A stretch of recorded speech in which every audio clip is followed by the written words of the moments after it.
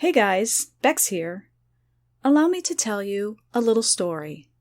You see, my best friend is a magical girl, and she tells me all about her adventures on Monster Island, along with her annoying brother. And get this, her brother complains to me as well. It's kinda awkward being their friend sometimes.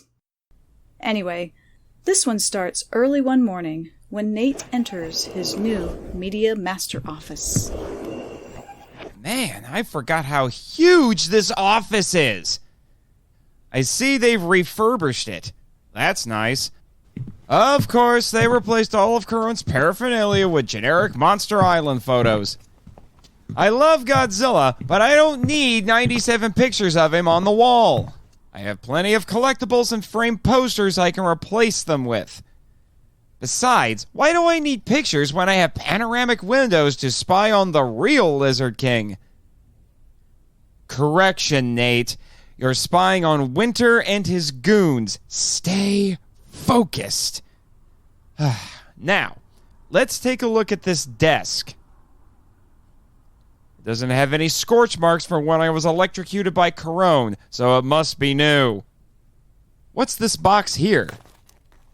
Huh? Cigars and like a foolin' 37-year-old malt Scotch whiskey? How much is this? Holy frick! Oh my jeez. Dr. Totopoulos was right when he said Winter will bribe you into his good graces. Remember why you're here, Nate. Here's a note. Of course, it has the Solstice Technologies letterhead. Mr. Marchand, I figured if you're going to have a big boy job, oh geez, you need to have some big boy gifts. Double OGs. Enjoy. Signed, Darius R. Gold. I told Johnny Cash Grab I don't smoke. Ugh. Well, suppose one drink can't hurt. Bottoms up! Baka! Ah! Is that alcohol? It's 8 o'clock in the morning, bad boy. And no one needed to know, but you just had to walk in. I came to wish you luck on your first day as Media Master, and now I have blackmail material. Having you as a pseudo-sister is embarrassing enough. You love me. Like a migraine. That's what you get for thinking too hard. You should try it sometime. I'll have you know. Suddenly, Gary enters the office. His business casual outfit is more unkempt than normal. He has dark circles under his bloodshot eyes and a face paler than a ghost.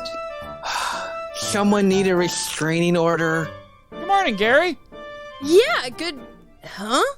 Good morning, children. Behind Gary steps out a mysterious, tanned woman wearing a short, body-hugging black dress that matches her raven hair and dark eyes. She never stops smirking. Wow! Who's your lady friend there, Gary? Oh, she's Mina. That's right. She's, the legal action team's new legal assistant. It's a pleasure to meet you, Mr. Marchand. Mina shakes Nate's hand, and he's a little surprised by how cold it is, but is too struck by her devilish beauty to think anything of it. Call me Nate. And if you don't mind me saying, Miss Mina, you are dressed to kill. Baka! Slapping her brother is practically a reflex for Jess. What? You're a spirited girl, Miss Shaw. How delectable. What brings you two to my new office this morning? I wanted to tell you, something. He wanted to congratulate you on your promotion, Nate. I appreciate it, but it looks like you could use some coffee, Gary. Or, better yet, a vacation. You could say that. Gary's been working overtime. I helped him do some research late last night. No rest for the wicked, huh? Jessica? Just then, Jess noticed a weird mark on Gary's jugular vein. What's that bruise on your neck, Gary? Bruce? Oh, so that's, what it is I, He passed out on his desk last night and landed on his Gary Berghoff glasses paperweight. The one encased in plexiglass? it hurt. I hope it did. That's enough, Jess. It's all right, Nate. I'm sure she just feels a little intimidated around such a strong woman. Do you know who? Anyway, thanks for stopping by. You're welcome. I need to get back to work. Yes, you do, love. Yes, you do. All right, you little... Tell Raymond I said hi. We will. Come, Gary. Mina gestures alluringly with her finger as she walks away. Jess seethes at the woman's undulating and shapely hips. Yes, Miss Mina. Gary stumbles after her as they walk out the automatic door. I hate her. I could tell. Strutting in here like she owns the place. More like she owns Gary. I know, right? At least the wench could have made Gary wear a turtleneck to hide the hickey she gave him. You said that out loud. I did? Who's the baka now? Well... Hey, at least Mimo likes you. He's just too busy visiting Mama Mothra for her birthday to hang out with you today. Shut up. Can't. I have to get to the studio to talk about a Godzilla film with the Jaconetti brothers. See ya! Baka!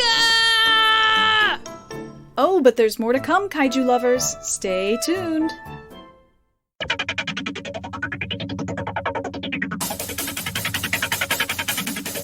Live from the KIJU studios in beautiful Ogasawara, this is the Monster Island Film Vault, episode 69, Ghidorah, the Three-Headed Monster, featuring Luke and Jason Jaconetti. Hello, Kaiju lovers, and welcome to the Monster Island Film Vault, a podcast seeking entertainment and enlightenment through tokusatsu. I am your host, the film curator here on Monster Island, Nate Marchand, and today we are continuing our Godzilla Redux series, although I've heard one of our guests today, yes, we have two, say it as Godzilla Redo, so I don't know. It's French. It's kind of funny like that. Okay, Jimmy, I don't need any more lip from you about that, all right? Okay? You know, it's just, and besides, you should know a lot about what our guests are going to be talking about today because you too grew up in New York City, so I'm sure all three of you will have some fun stories to share. But who do I have on today for this particular episode? Well, I have the host of such podcasts, because like me, they do multiples, such podcasts as Earth Destruction Directive and Bots, Bugs, and Babes, the B-Movie podcast, them Jaconetti boys, Luke and Jason. Hey, Nathan, how is it going, man? Hey, this is exciting because I've had you on before, Luke, but this is your first time, Jason. It is my first time. Happy to be here. Yeah, so how'd you fellas get to the island today? Did you come together? No. Really? No, we got weird. I would think you guys would just be attached at the hip. Well, you know, people think that. In fact, some people even mistake us for being the same person. But I won't get into that. I mean, you guys we're two different people with two different names and two different voices. I was gonna say, I see the family resemblance, but there's definitely some differences. No, well, we came from different points to get here today. So, I mean, you remember the last time I came out here? I went down to Florida and there was that big hole in the ground and the pig and all that. And I said, you know what? Mm-hmm. The hell with this. I'm flying commercial. That's what I said. I said, I'm just going to fly commercial, And it's like, I don't care if it takes a couple of stopovers, right? So there I am. Uh-huh. I'm on the plane. I get what I always drink on the plane, which is black coffee, because it's hot because they had to make it fresh, right? So I'm drinking my black coffee. Mm-hmm. I'm just as opposed to say like a Blue Mountain. Yeah, I've had Blue Mountains. It might have been Blue Mountain. I don't know. I didn't think to ask where the beans came from. I don't know. I mean, I hear, I haven't been there yet because I kind of don't want to go there at the moment. But the new bar that just opened here, Nessie's Brasserie, apparently they specialize in several drinks, including Blue Mountains. Well, a Blue Mountain is actually just Blue Mountain coffee from Jamaica. because it's a coffee bar in the film. And I have had Jamaican coffee, and as a guy that likes coffee, it's good. But anyway, so there I'm sitting on the plane, right? And we're just flying, and suddenly, and I'm just sitting there, right? And I I'm just staring out the window, whatever. And there's this really bright light, and it says, "Hey, Jaconetti, jump out of the plane." And I'm like, "What?"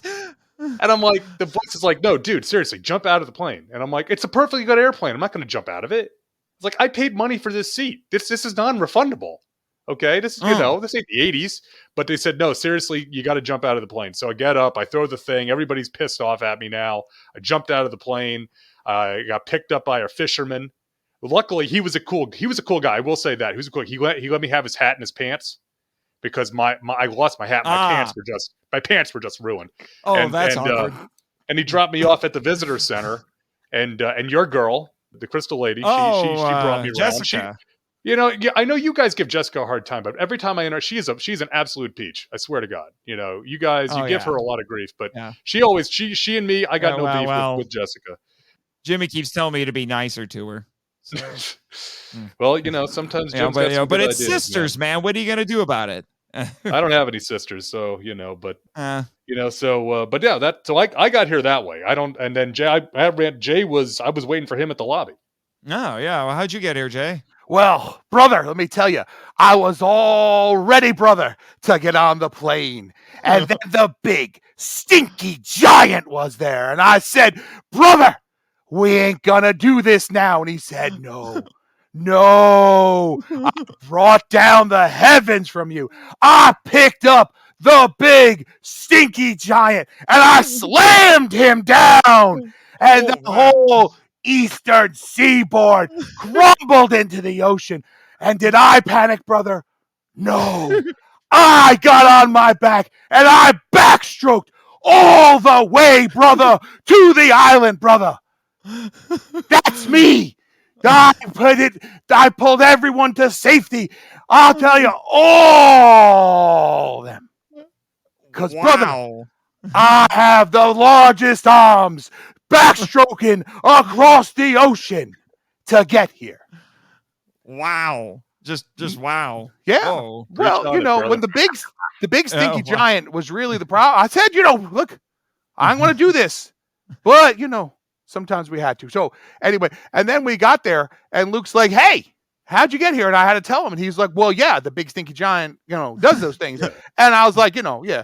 And I said, hey, those are some nice pants. He's like, yeah, the fisherman gave it to me. And that guy's over there wearing no pants, sans pants. And I was like, brother, what are you doing? Like, cover that up. There's women and children here. And he's like, oh no, I'm good. And I'm like, oh no, brother, no. So we went and had to get him some shorts.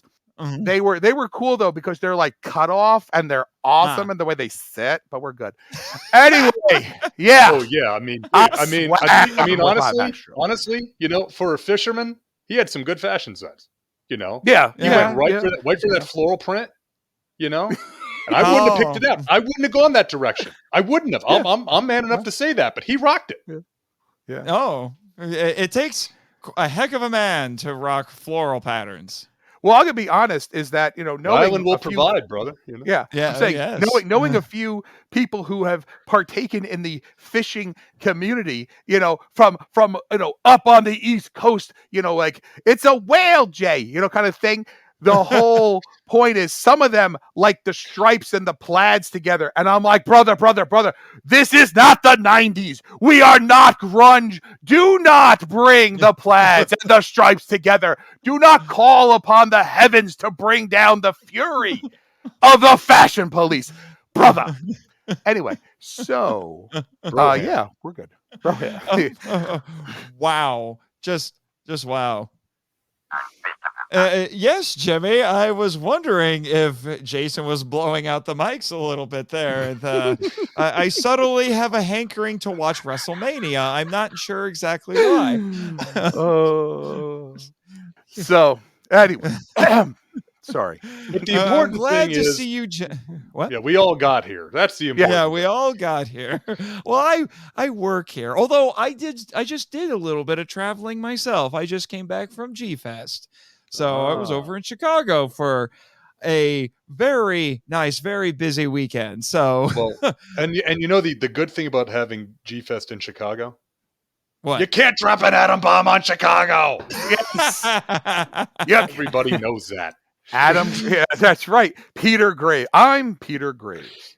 So for a biography. Up next on biography, Peter Graves. Oh man, I knew it was going to be a little bit of a madhouse having the two of you here at the same time. I've listened to your shows. Well, you imagine if Peter Graves like next on biography, Gojira, big green monster, or your friend. Up next. Just throwing it out there. He's totally wrong about him being green, but sure. Typical Western bias, right? Yeah, it is. Except for one movie. Well, no, where is it too? You would know, Luke.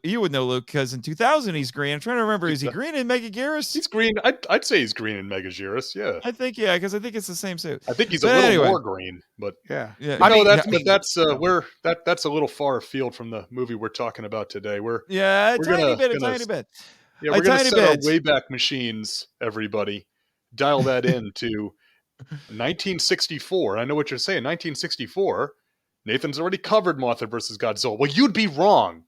And that's very presumptuous of you as a listener, because Toho, this is how much moxie Toho has at this point, right? We're a few films into the Showa period. They've had a lot of success. Because of delays on the film Redbeard, right?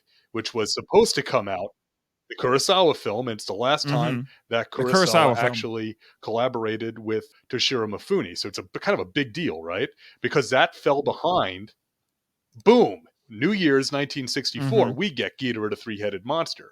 And as all you Asiaphiles know, New Year's, that's a big deal in Japan, right? That's more akin to Christmases here in the States.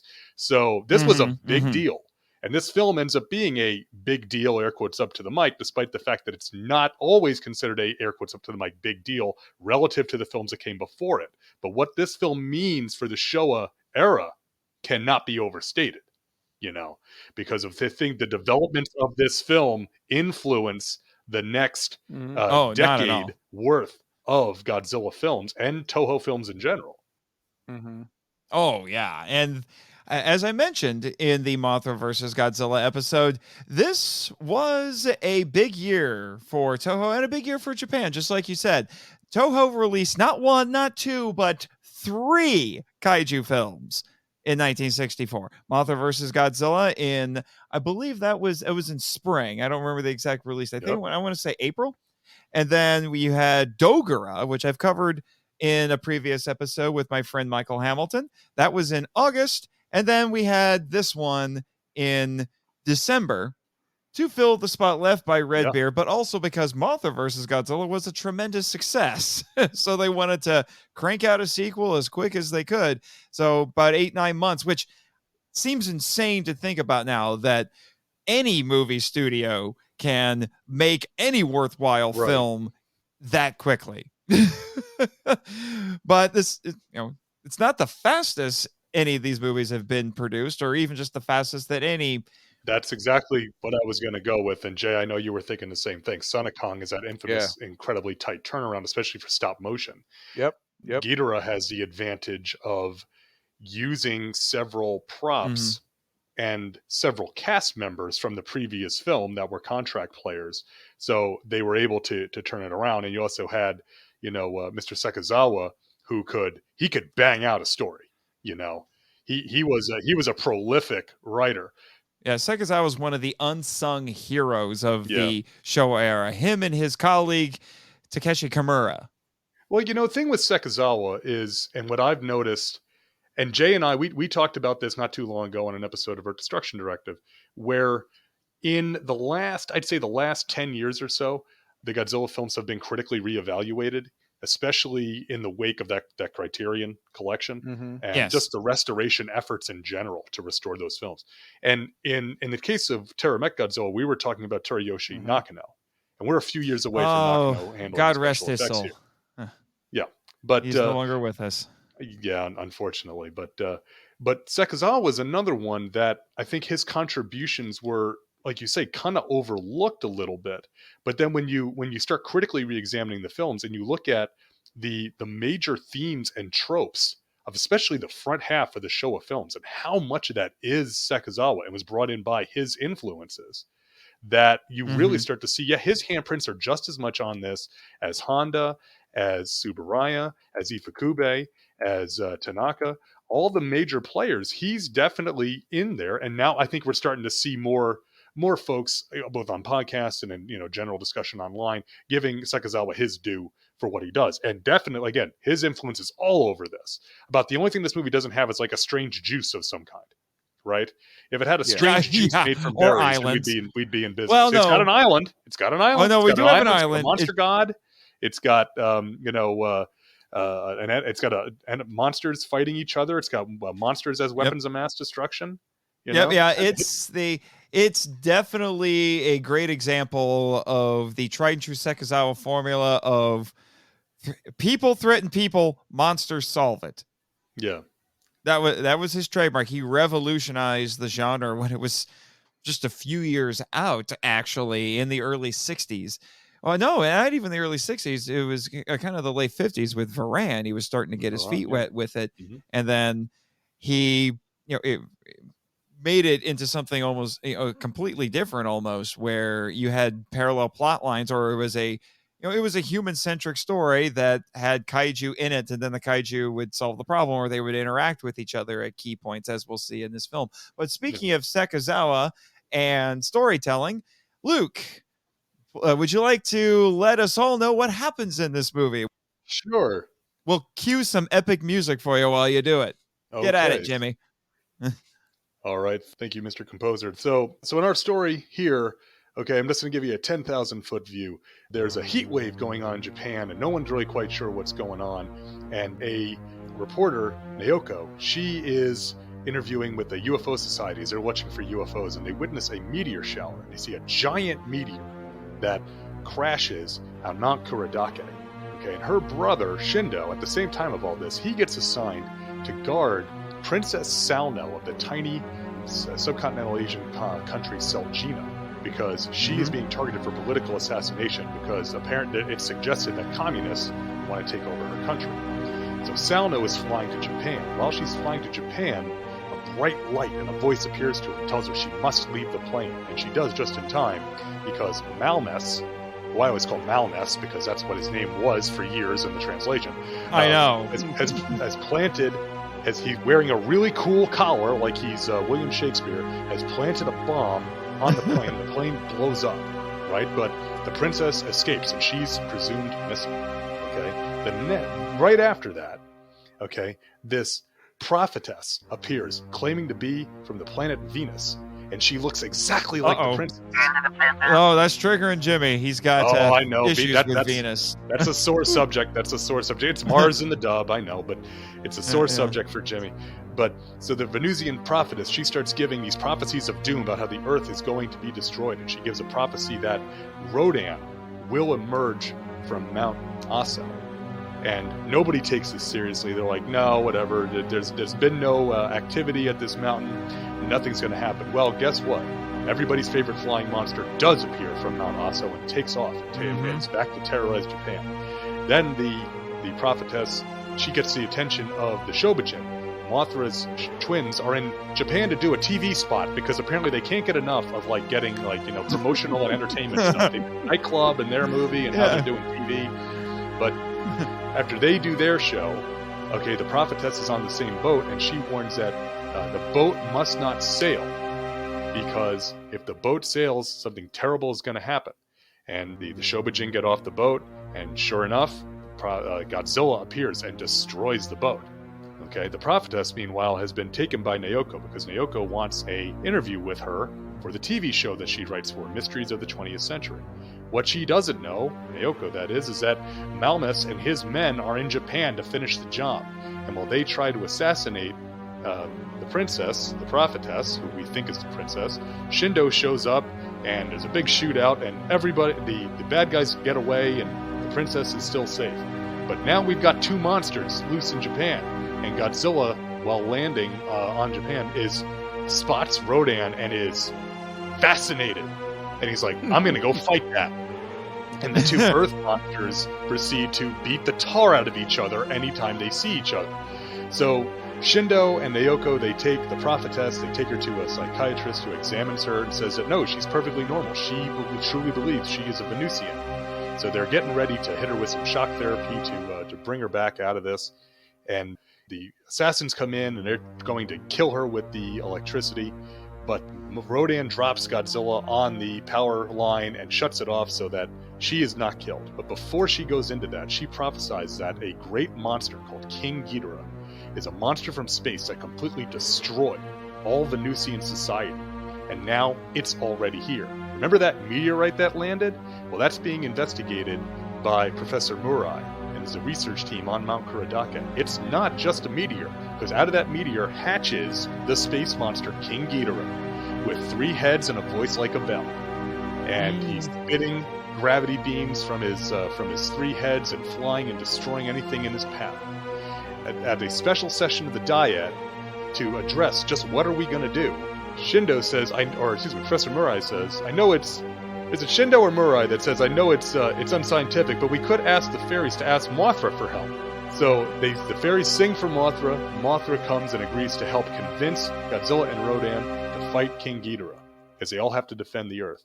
The Earth monsters don't want anything to do with it. They don't like men. They're tired of being pushed around by men. Rodan says he'll simply fly away. Godzilla uses some terrible language. Yeah. So Mothra goes to fight King Ghidorah on his own. They're pretty pissed off by this because Godzilla's like, no, I ain't letting the little guy do this and make me look like a schmuck. So Godzilla and Rodan win the fight, and on Mount Fuji, a titanic battle is clashed between the 3 Earth monsters and the space monster, and eventually the 3 Earth monsters send the space monster flying away with his 2 tails tucked firmly between his legs. At the same time as all this, the prophetess still thinks she's a Venusian, along with Naoko and Shindo and Professor Murai. They're on Mount Fuji trying to get away. There's nowhere anyone can go, and they're still being pursued by Malmes and his assassins. His assassins end up getting killed in a rock slide, and it's just Malmes at this point. And a bullet grazes the prophetess's head, shot by Malmes, and that brings her memory back. She recognizes the traitor who killed her father and screams at him as a traitor. And just as Malmes is about to take the final blow, the battle between the monsters above sends rocks crashing down, killing him, saving the princess from her assassination.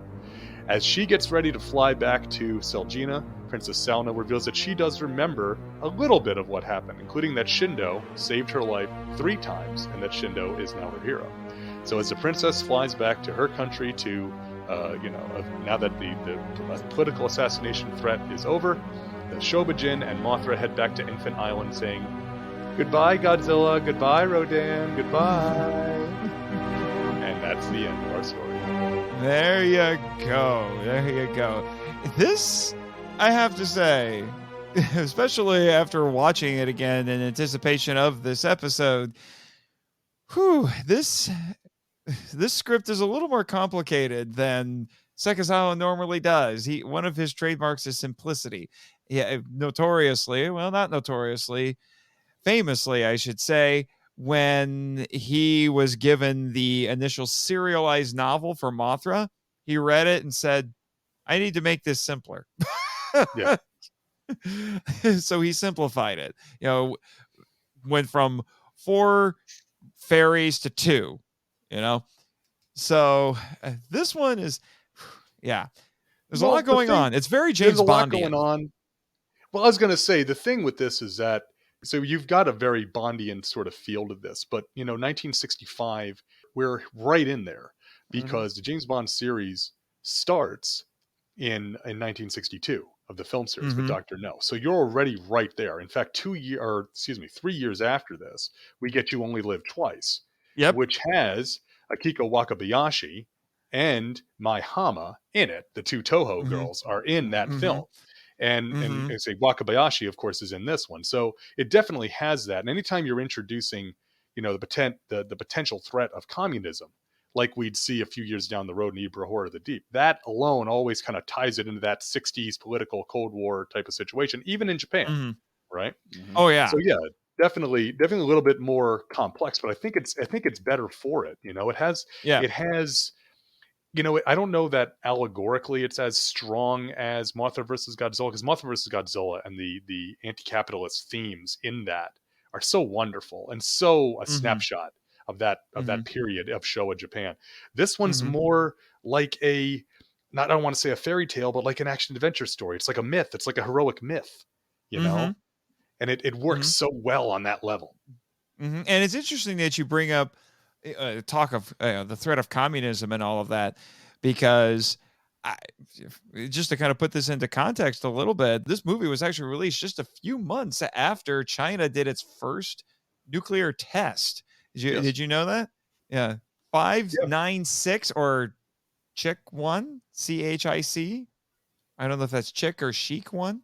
Yeah. I did know that, because there's always that school of thought that King Ghidorah is supposed to represent the threat of China. Yeah, and Rodan is Russia, which is just weird. Yeah, I think it's one of those things where you're trying to make it fit type of situation. Yeah. There's a quote.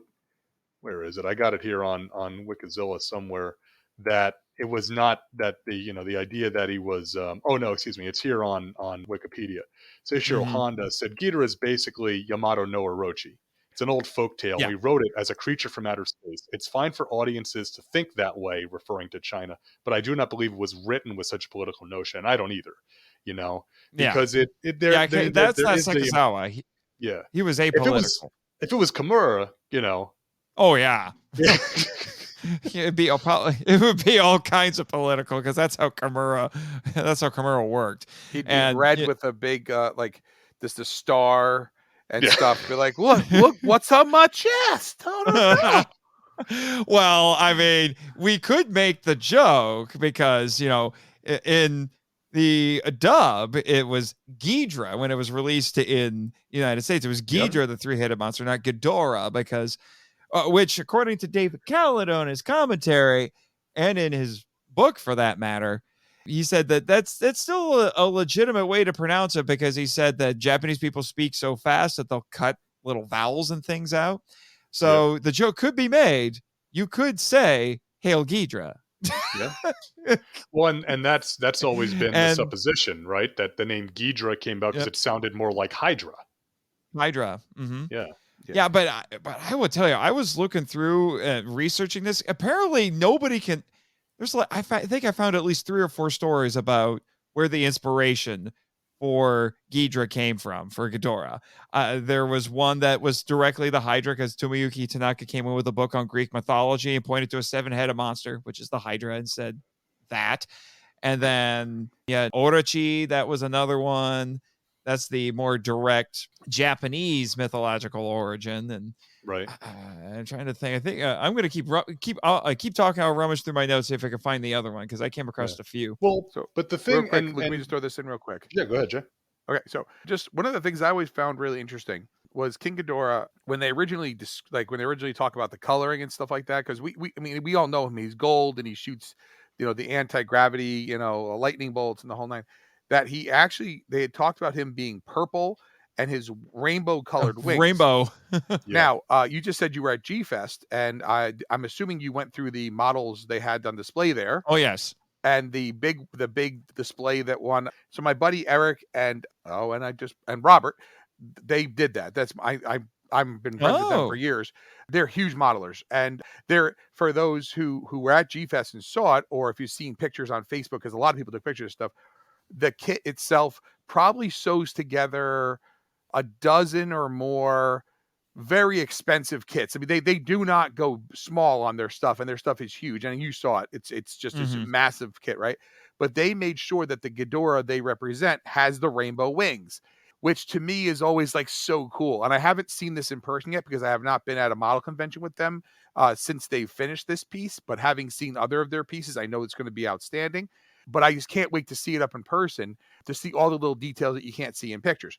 But the idea that the wings were rainbow colored, to me, I know it's quote unquote rainbow colors, but they always seem to me to be, I always took it to be like red, white, and blue.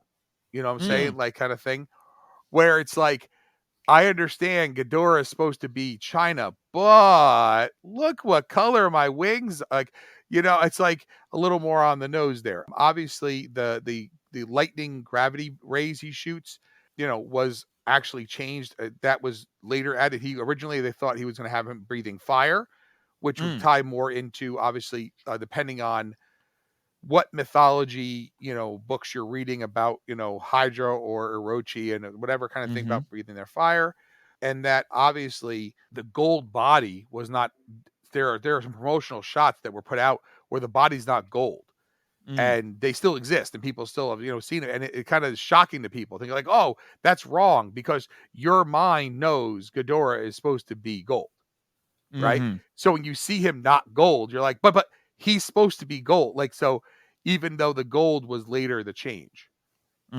So yeah, here's the other one that I found. This comes from Peter H. Brothers from his book. He says that it came from the inspiration for Ghidorah came from a 1956 Russian film called, when it was released in the U.S. anyway, in 1960, it was called The Sword and the Dragon. You guys ever heard of that? Oh, yeah. We've seen that movie. I know the Sword You've and the seen Dragon. it because Sword and the Dragon has a big two-headed. Yeah, because I dragon haven't in it, seen right? it. I haven't seen it, so maybe you you're can help me missing out out. with this. It's the Goranich. Yes, yeah, that's what the dragon at the end is called. I'm pretty. Oh, so it's at the end of the movie because he didn't offer any details about it other than the title and when and that that it dragon recently breathes that it- fire, Yes. and I think it catches on fire, if I remember correctly. The puppet might catch on Yeah, fire. I think it does. I'm not sorry. Oh, sorry. Spoiler alert. The puppet might catch on fire at the end of that movie. And you're saying, but Jay, it's the magic sword. Yeah. Well, the Sword and the Dragon, is that the same Sword as and the the Magic Dragon. Sword? Isn't no? Really? I might be No, wrong. no, it's I might not, be it's wrong. not. Wait. No, I was it's just not. saying The sword, the no, magic it's not the sword same as the of Magic Sword. MST3K fame. No, it's not. That's what I'm saying. I do know the Sword and the Dragon, but I only know it for that dragon at the end, because that's one that I've seen in pictures of in books and stuff when we were that kind of thing. So if I'm thinking of the right one, yeah, I'm thinking of something different because I'm looking at the picture now and it's like there is one from the '60s that has a two-headed dragon. This is a little bit different than this thing. Oh, In any event, I mean, there's the thing is that, and Jay talked about movie this am I on thinking of? Bots, Bugs, and Babes when him and my dad covered the goal. Jason and the Argonauts. Right? Oh my, hang on. Is Sorry, that Luke, hang on one second. there I'm looking are- at a picture of this thing. It's not the Yeah. movie we're thinking of. No, it's Good not. gravy. Check out that. If you get a chance to look at this, ladies and gentlemen, if you go look up this picture from this movie, it is definitely not the picture that what I'm thinking, because the sword and the dragon in this thing, it doesn't breathe. Well, it's. I can't. I feel like I've seen this because that dragon looks familiar, but it is not the movie I originally thought. Well, yeah. Well, the sword and the dragon was on Misty. I one just season, looked it up right here. Yeah. Mhm. Yeah, but I was thinking. So- I probably was thinking more Yeah. of the magic sword. Yeah. Sword and the I Dragon remember was on that. this I remember that one very vividly. Yeah, and it was re-edited by Roger Corman and released in 1960. Like I said, I didn't know about Roger Corman until I just looked this up. Actually, yeah. But in Russia, it's called Ilya Muromets. Muromets. Yeah, I mean, that's a lot of supposition that movie was seen in Japan and influenced that much, because the thing is that multi-headed dragons appear in all sorts of mythologies, right? Oh yeah. The Hydra and Yamato no Orochi just being just two of them, but even in other pantheons of mythology, we do get that. So I think the idea of going in that direction, it's one of those shared developments, right? There's a multitudes of things that build onto that to say we have to have a multi-headed monster. And the idea of having essentially, Marvel's The Avengers, decades before it happens, right? It's like, Kevin Feige, you hack, to have all of them team up to fight the three monsters, team up to fight the three-headed monster. It just makes sense, right? If King Ghidorah comes out and he's big and huge and he's got one head, it's like, oh, okay, that makes sense. But with three heads, now it's like 3-on-3, right? As George Lucas would say, that rhymes. So, it's a, and again, I'm with Jay, that original color scheme is when you first read about that and you see that, you're like, really? They were going to go with that multicolored scheme. It's so unusual because you're so used to seeing King Ghidorah in that fairly monochromatic gold. But it's like it almost makes me think of I don't like almost like an Ultraman monster a little bit, an Ultra monster a little bit more colorful. Yeah.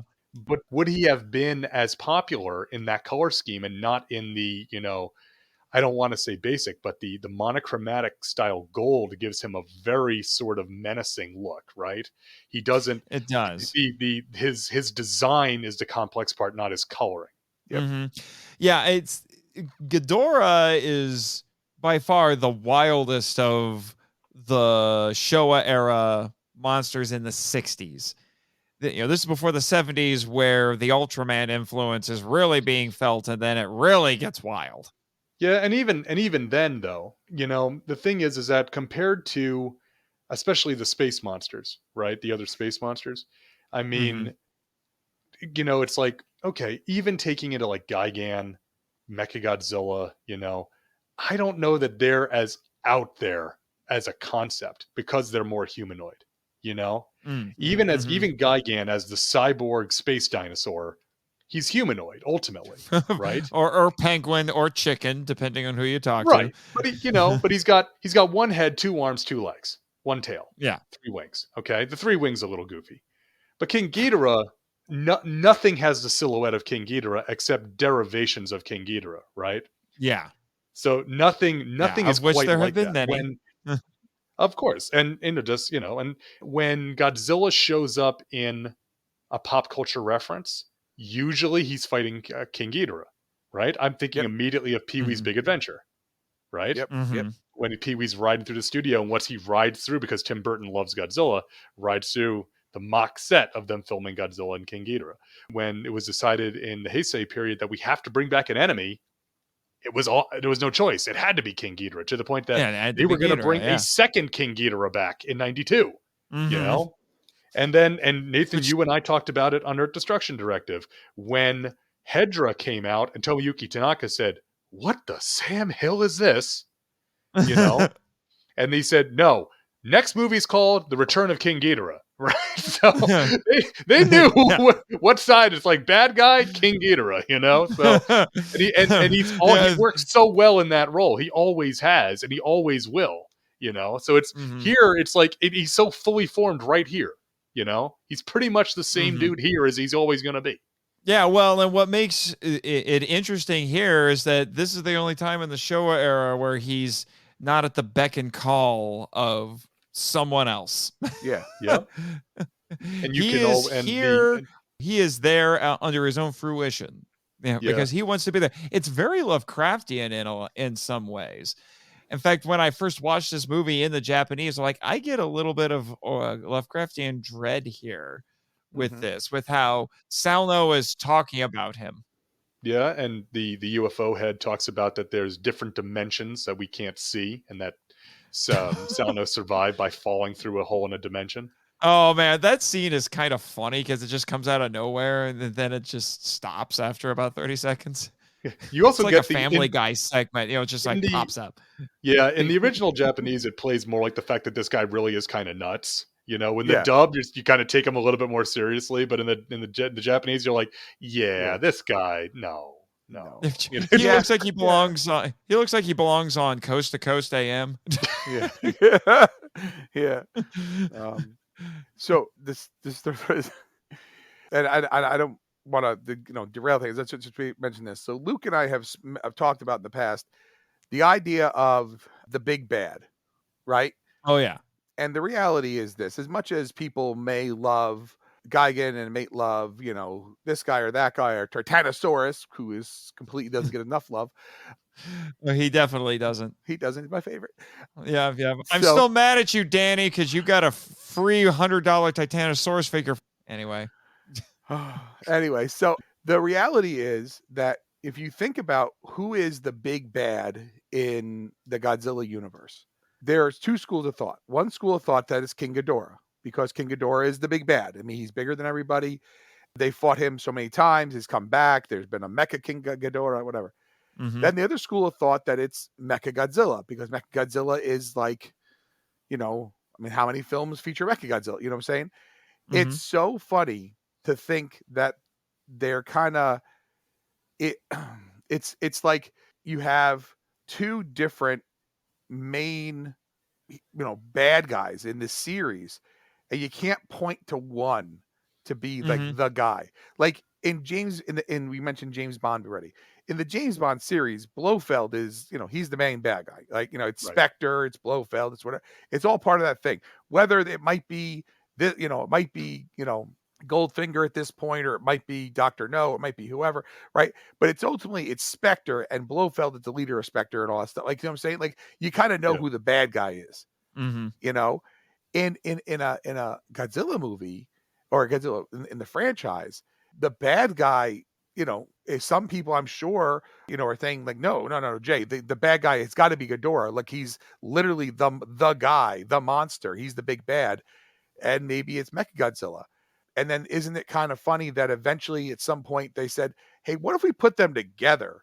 Yeah. And then Mecha King Ghidorah, and everyone's like, and he only shows up. I'm trying again. I have, the brain is not what it used to be, but like, I mean, he shows up for a couple of minutes at the end of 91. Mm-hmm. You know, and there was not that giant hue and cry like, oh my God, we want more. Right? I mean, it's cool, but it wasn't like we need to somehow bring Mecha King Ghidorah back. right. You know? Part of that is that one of the things, the strengths of King Ghidorah as a character is that in the Showa era, he's never defeated on his own. Yep. Right. He's always got to be taken out by a team of some kind. Obviously, this is the tops in Destroy All Monsters when it's the whole crew of Earth monsters, right? Mm-hmm. In King Ghidorah in the Heisei period, not only is he defeated by Godzilla, he's kind of embarrassed a little bit. Mm-hmm. I mean, he gets the smackdown laid on him, right? I mean, he gets his head blown off, he gets holes blown in his wings. He is defeated. I mean, in one way, it's like the perfect explanation of the Heisei period, right? Because in the Heisei period, Godzilla's the big bad. You know, he's the only big bad until Destoroyah shows up, basically. You know, but I mean, one could argue for Space Godzilla too, but I'm not gonna sidetrack. Oh boy! So when he comes back as Mecha King Ghidorah, it's because he got beaten so badly. Yeah. You know, whereas Showa King Ghidorah, nobody's blowing his head off, literally. You know, he's the one that's no selling stuff. He's the one that's like, oh, that's nice. You want to come at me? How many of you got? You know, he's the monster heel, literally. You know, that how you going to beat this guy?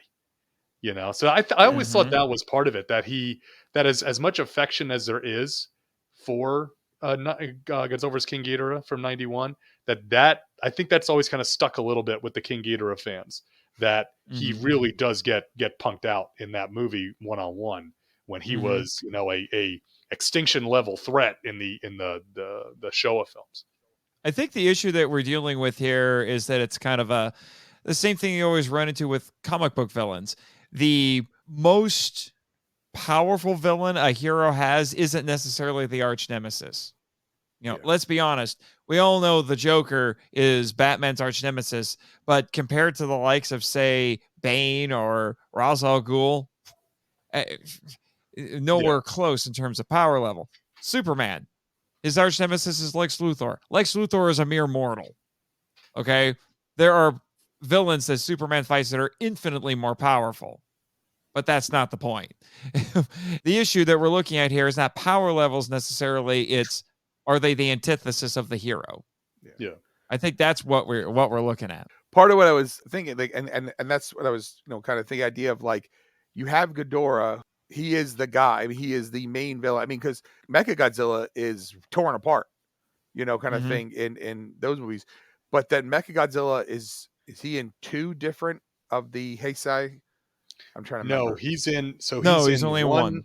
He's in one Heisei film, but then he comes back in the Millennium films as well. Millennium film. Okay. Right. Sorry. Yeah. Sorry. But the thing is, like, so if you're saying is, okay, we have the biggest bad, and the biggest bad, and again, you know, you can think whoever the top guy is, and if, you know, King Ghidorah definitely fits that bill, to have Godzilla soundly beat him, right? Because you have Godzilla's already now beaten Biollante, right? And Biollante, she looks like, she's still to this day, people are blown away by her design, right? Mm-hmm. To think about that, and think he beats Mechagodzilla, he's beaten Ghidorah, and now even if you take King Ghidorah and put him with Mechagodzilla as one thing, basically, right? He blows that apart. That's done too. I wonder if they're truly setting up the idea for Destroyer. Like, they're like, look, he's torn through. So when you want to make a monster heel, you smash the monster heel over everyone, right? He doesn't lose. He smashes over everyone. And then what happens is, if you really want to make him, you have him kind of beat down who your baby face is, but not to the point where the baby face is, completely discredited. And then that baby face makes the comeback on him, and that makes the fans pop more. That's kind of the idea, is right. Like King Ghidorah in the 60s, was the guy, and people remembered that. And then now we want to make Destroyer the guy. Like, Destroyer is it. This is extinction level. Mm-hmm. And as you look at those movies, the bad guy, quote unquote, in each one of them, they kind of ramp up movie after movie. Yeah. Right. Yep. Like Space Godzilla is outstanding. Nothing compared to Destroyer, though, because and like his power and what Destroyer can do. You know what I'm saying? And that, yeah, well, totally, because that's part of the theme with the Heisei films, was that Godzilla just kept getting more and more powerful, right? Yeah. Because everyone that he would defeat, he would absorb energy from, and he would get bigger. Yeah. And so it became a natural progression that there's only, again, you don't need a degree in nuclear physics to understand that, if you keep pushing a nuclear reaction, at some point something bad's going to happen, right? And so you had to get that ultimate monster heel that had to come in, and that, like, how do you stop this guy? He's literally made of the one thing that can kill him, right? So, which is, again, absolutely on point. That's how because you can't, you're ending the territory, right? So you got to go out with a bang type of situation. Right. But and the thing is, again, all that stuff traces back here, because if you don't have Godzilla take the face turn here, that's one of the biggest things that happens in this. This is the face turn. That's what I was saying. Without this, you can't have the rest of the series. Because before this, Godzilla was a heavy, right?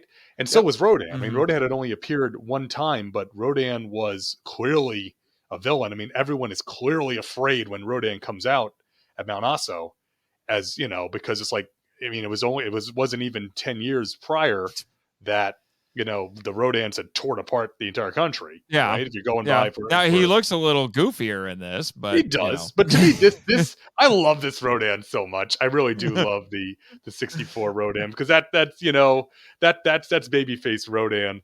But the idea of taking those guys and making them into baby faces, so that you can now, it ties in with what Toho was already seeing, that, hey, if we give the monsters identifiable personalities and we give them character, we can market them. Not only can we market them to, hey, come buy a ticket to our movie, we can market them as, you can buy this vinyl, you can buy this model kit, So and making them heroes pushes that even farther, especially in Japan, where, traditionally speaking, villains never sold as well to kids. If you look at this is extremely true. If you look at, like, Transformers, look at Transformers in the 80s, the late 80s, when the US and the Japanese lines sort of split from each other a little bit, and you get the Headmasters and Master Force and Victory. There are a lot more Cybertrons than Destrons in those lines, to the point that by Zone, there's like a handful of Destrons and a whole army of Cybertrons. Right? They bad guys just did not sell as well to Japanese kids, for whatever reason, whatever the market was. So having them as heroes, and having them, facing more and more villains, and having them soundly defeat the villains, was good for the series. It made sense. It didn't necessarily work that way once we got into the 80s and 90s, but here in the Showa period, you had to have that, right? And that is the driving force, not only for, like I said, for the Godzilla films, but King Kong Escapes falls into that. Frankenstein Conquers the World falls into that. War of the Gargantuas, not so much Space Amoeba, but a lot of the other movies do fall into that sort of good guy monster, bad guy monster scenario. And it was brilliant from that, because then Gamera does the same thing, right? Mm-hmm. And it's like that. It becomes a defining trait of Daikaiju. And without Godzilla making that face turn, I don't know that we're still have this series, right? Because Mothra is popular. Can Mothra carry a franchise the way Godzilla can? Yeah, I don't think that the series could have continued doing what it had been doing for 4 movies. And even King Kong versus Godzilla got into this. There's some anthropomorphisms in that, but it was meant to be a satire, and a very effective satire, as I discussed with Alyssa Goji Geek a few episodes ago. But you can't maintain a series with that sort of dark apocalyptic tone through constantly throughout. Mothra versus Godzilla was really the peak of doing that, and after the original anyway. So it just wouldn't have worked. Plus, I actually got some. This was some interesting things I learned from Khaled doing my research. He actually talked about, I can't remember who he was referencing, but he brought up how this turn that Godzilla and the series make is actually parallels what was going on in Japan as a culture at the time. Because he said that when you see an increase in campy storytelling, it's always at a time when there is huge economic growth in a society, but culturally speaking, it hasn't caught up yet. Does that make sense? So there's more indulgence going on. Yeah, I was going to say it's more of that. There's more disposable income, right? So that type of entertainment plays better. Everybody's when people are generally working and happy, right? Camp makes a lot of sense. If nobody necessarily wants farce, when things are bad, right? Yeah, cultural sophistication hasn't caught up yet. That was how he phrased it. Yeah. And when things are not so great, that's when we get more cynical entertainment, like we see in some of the later Showa films, right? Mm-hmm. We see some of the cynicism of the 70s start creeping into that because of the economic downturn in Japan. Mm-hmm. Right. Now, it was a small economic downturn, but it wasn't a downturn. They weren't growing as fast. Yeah, the collapse didn't happen until the 90s. That's what I was going to say. Yeah, the lost decade, we're still a little bit away from that. But I think that it wasn't necessarily a downturn, but we were seeing a downturn in the film industry. That was part of it. For sure. And also, I think we were seeing, and we talked about this, I think we talked about this, or I talked about this when we did All Monsters Attack, that, you're seeing now the results. And Jay and I talked about this with Hedra. That's where I'm getting at. You're seeing the results, and you and I talked about this with Gigan. See, it goes straight to the top. Yeah, with Gigan as well, yeah. Yeah, that you're seeing the results of that economic growth, right? Of the post-war boom. Now we're seeing the ecological impacts of that, right? And that was part of that. Now we're all over the place here because that's what happens when you get us on a show. But yes, here we're not there yet, right? It's, to me, 1964, 1965, golden age of Godzilla, because the two sequels that always jockey back and forth for me as the best sequels are Ghidorah and Monster Zero, right? Mm-hmm. And so that ties into everything we talked about. King Ghidorah is the big bad, right? Mm-hmm. This is Godzilla as a hero at the peak of his, he's a hero, but remember, he's also the guy that he's the biggest, baddest monster on the planet. So maybe he's a hero, but maybe he's a little on the edge, right? Right. So, and he's got Rodan as his sidekick, Yeah. And like I said, Khaled had some interesting thoughts about that. He actually argued that Godzilla shifting between hero and villain, he actually said was indicative of Japan itself. Hold on, let me explain.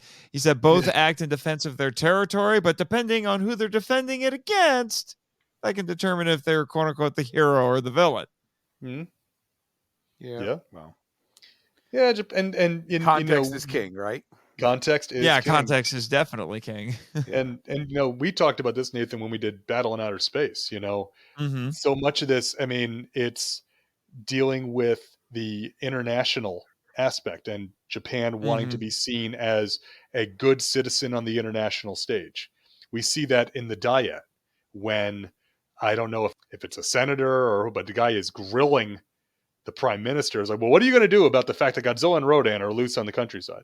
And the defense minister gives a very diplomatic answer about our defense forces are closely monitoring the situation. And then they ask about King Ghidorah, And then the response is, well, we're in touch with our international allies, and we are all strongly monitoring this situation. Which I love that he tells them absolutely nothing.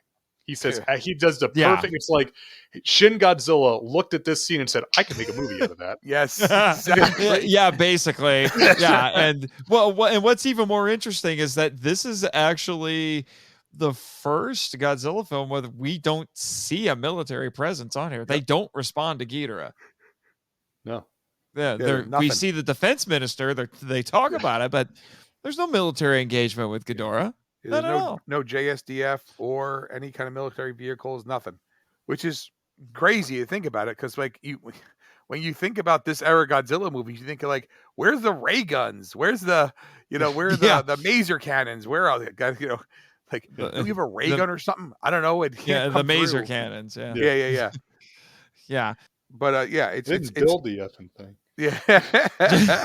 Don't you have a ray gun? But it's kind of funny that if you think about that, like, it's okay. How to explain this? You have to somehow beat the big bad at the end of this film, right? You can't have the Godzilla and all them lose and Ghidorah destroys the world, because let's face it, this isn't the end of when the Earth stood still, when literally Gore could destroy the world. Yeah. Oh, sorry, spoiler alert. So spoiler alert for a 70-year-old movie, 60. Yeah. I have to do it all the time. It's getting up to 70. Yeah, no, it is 70 at this point. 70. Yeah. I'm saying I have to do it all the time. I was like, oh, sorry, if you haven't seen the spoiler alert, and people are like, that movie is like older than you. I'm like, I know, but some people haven't seen things. It's like, it's like I don't want to give away the ending. But they shoot Old Yeller. Oh, sorry, spoiler alert. They have to do it anyway. So the whole point is, so you have to somehow put down the big bad. But at the end of the day, you can't have your monster heel just lose, right? He can't lose one-on-one. He can't lose and get torn apart. He can't lose in certain ways.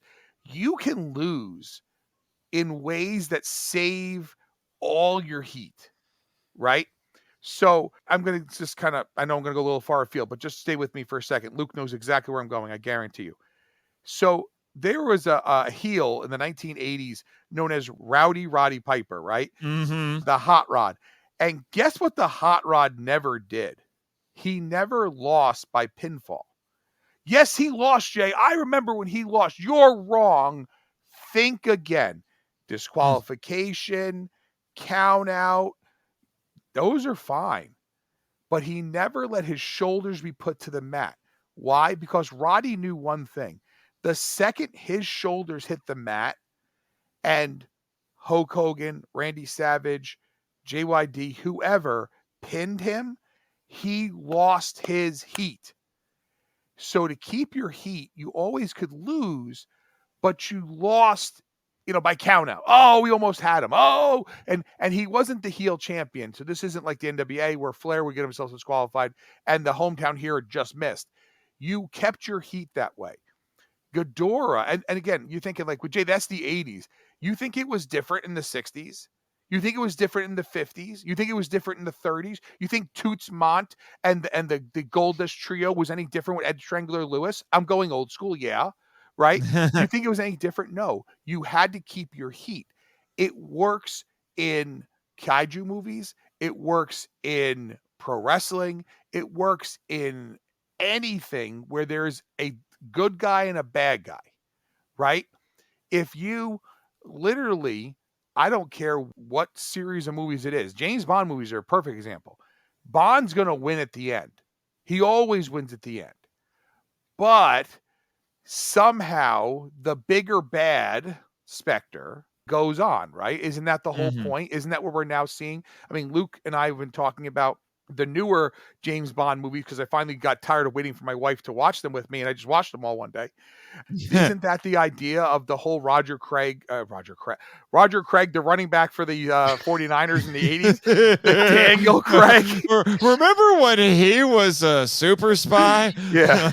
Yeah, no, he just catches swim past. Wait. He learned nothing from Shaquille O'Neal trying to be a superhero. Well, right. Yeah. Or a genie, for that matter. Shazam! So anyway, Kazam. No, it's Kazam. I know it's Kazam, but it was funnier saying Shazam. Like Shazam. I'm Gomer Pyle. Yeah. But like that's the idea. Like, isn't that really what we got with the Daniel Craig movies, like with Skyfall and like Spectre and all? Like the whole point is we got to get to the end of this. Like at some point, the bigger bad has to be. It can't just be a guy. Ghidorah isn't able to be put down by Godzilla, Rodan, or Mothra for that matter. No one of them can beat him. Together, they work as a unit to defeat him, but they don't really beat him. He kind of just leaves. He's like, but isn't that losing by count out? Isn't that getting yourself disqualified? He didn't lose his heat. He's like, all right, I'm cool. All right. Obviously, you all have stuff you need to work out with me. I'm done. I'm out. So powder out. Right. But you powder out of the ring and you're done. You do whatever. But isn't that so indicative of what we then get in, not that we want to talk about Monster Zero, but like, to me, these two movies are always literally, I wish I could say that I remembered them both very clearly. And I do remember them when I start watching them. But if I haven't seen these movies in a while and you ask me to describe Monster Zero, you might get some of Ghidorah thrown into it. And then vice versa. I know one is aliens and one's not aliens, but the battles and stuff, they might kind of blend a little, right? And that's just because I'm old. And let's be honest, like those movies share similar, some of the fight scenes share some similar themes to them. Yeah. The idea, and that's also the no prize. Yeah. The famous no prize is that, the Exians sent Ghidorah to Venus and then sent him to Earth. Yeah. Right. And so that that's kind of the hand wave is that, he's been working for the Exians this whole time. Right. I don't know that I believe that because there's no indication that he's being controlled at all. Right. He kind of just does what he wants. But, it's if you want to go that way, I'm not big on fan theories, but you can totally go that way too. The Exians, though, do have their uniform technology far ahead of ours. Love it. Jumpsuit technology there. They look like a unit. We're going to be going to other planets. We're going to wear the suit with the boots. We're all good, right? Good. Yep. Just saying. So the Mysterians were doing that, and the Exians looked at the Mysterians and said, "We can totally do better than that." That's right. Like, we're gonna really? We're going to be together. Yeah. So I can see Jimmy over in the producer booth getting a little hot under the collar over there. He has a thing for Miss Namikawa. I was going to say, everybody loves Miss Namikawa. Watch out. Neil Adams to come out. Or Nick Adams to be like. Nick Adams. And Neil Adams. Neil Adams. He's Neil Adams. the God rest his soul, Neil Adams. Yeah. Well, the thing, the funny thing about that, we talk about Miss Namikawa and how just absolutely memorable and elegant and beautiful Kumi Mizuno is as Miss Namikawa in that film, right? As a girl from Planet X. Let's turn it back here. Akiko Wakabayashi, when she is the princess, I mean, she is so glamorous. She looks so beautiful when she's all dressed up in the jewels and everything. But then when you see her as the prophetess, and there's a great story here that evidently that costume with the big page boy hat and, wearing the men's clothes and stuff, that was apparently an inspiration that happened to Honda, because the reason that she's dressed that way is supposedly Wakabayashi was walking into the studio one day wearing just like jeans and a big, a page boy hat. That was like her personal look. And he's like, he loved it. So that look, and even the guy even says, "Oh, are you a man or a woman?" That and then ask for a strip show. Notably, that line didn't make the dub. You notice? I don't know why. Yeah, but that and sort of androgynous, not even androgynous, like kind of sexless look for her. It's so different than what because then again we see her as the princess at the end, and she looks like the Japanese Breakfast at Tiffany's. She looks beautiful. Yeah. Oh yeah. Well, and actually that whole bit, according to several of the sources I looked at, was inspired by Roman Holiday. Yeah, sure. I can totally see it with Katharine Hepburn, and this royalty changing her appearance slightly and then being able to blend into a crowd and nobody is the wiser. And that whole look with the hat and the page boy hat and whatever inspired Newsies, which we all can love. Yeah. So sorry, just the shot one at thing Newsies. thing I do just want to add real quick. He's not a major player, but talking about the princess getting the hat and the men's clothes. Okay. She gets him from the fisherman who is not named. Okay. Played by Ikio Sawamura. Okay. He's appeared in plenty of different Toho films over the years. He always has a small role. He never plays somebody big. Okay. Jay and I, again, just recently covered this. He is Dr. Mifune's butler in Terror of Mechagodzilla, right? Yep. Yeah. Mm-hmm. He is the greatest Japanese acting wormy guy of all time. And his little wormy guy scene here with, oh, that's her. Hey, that's her too.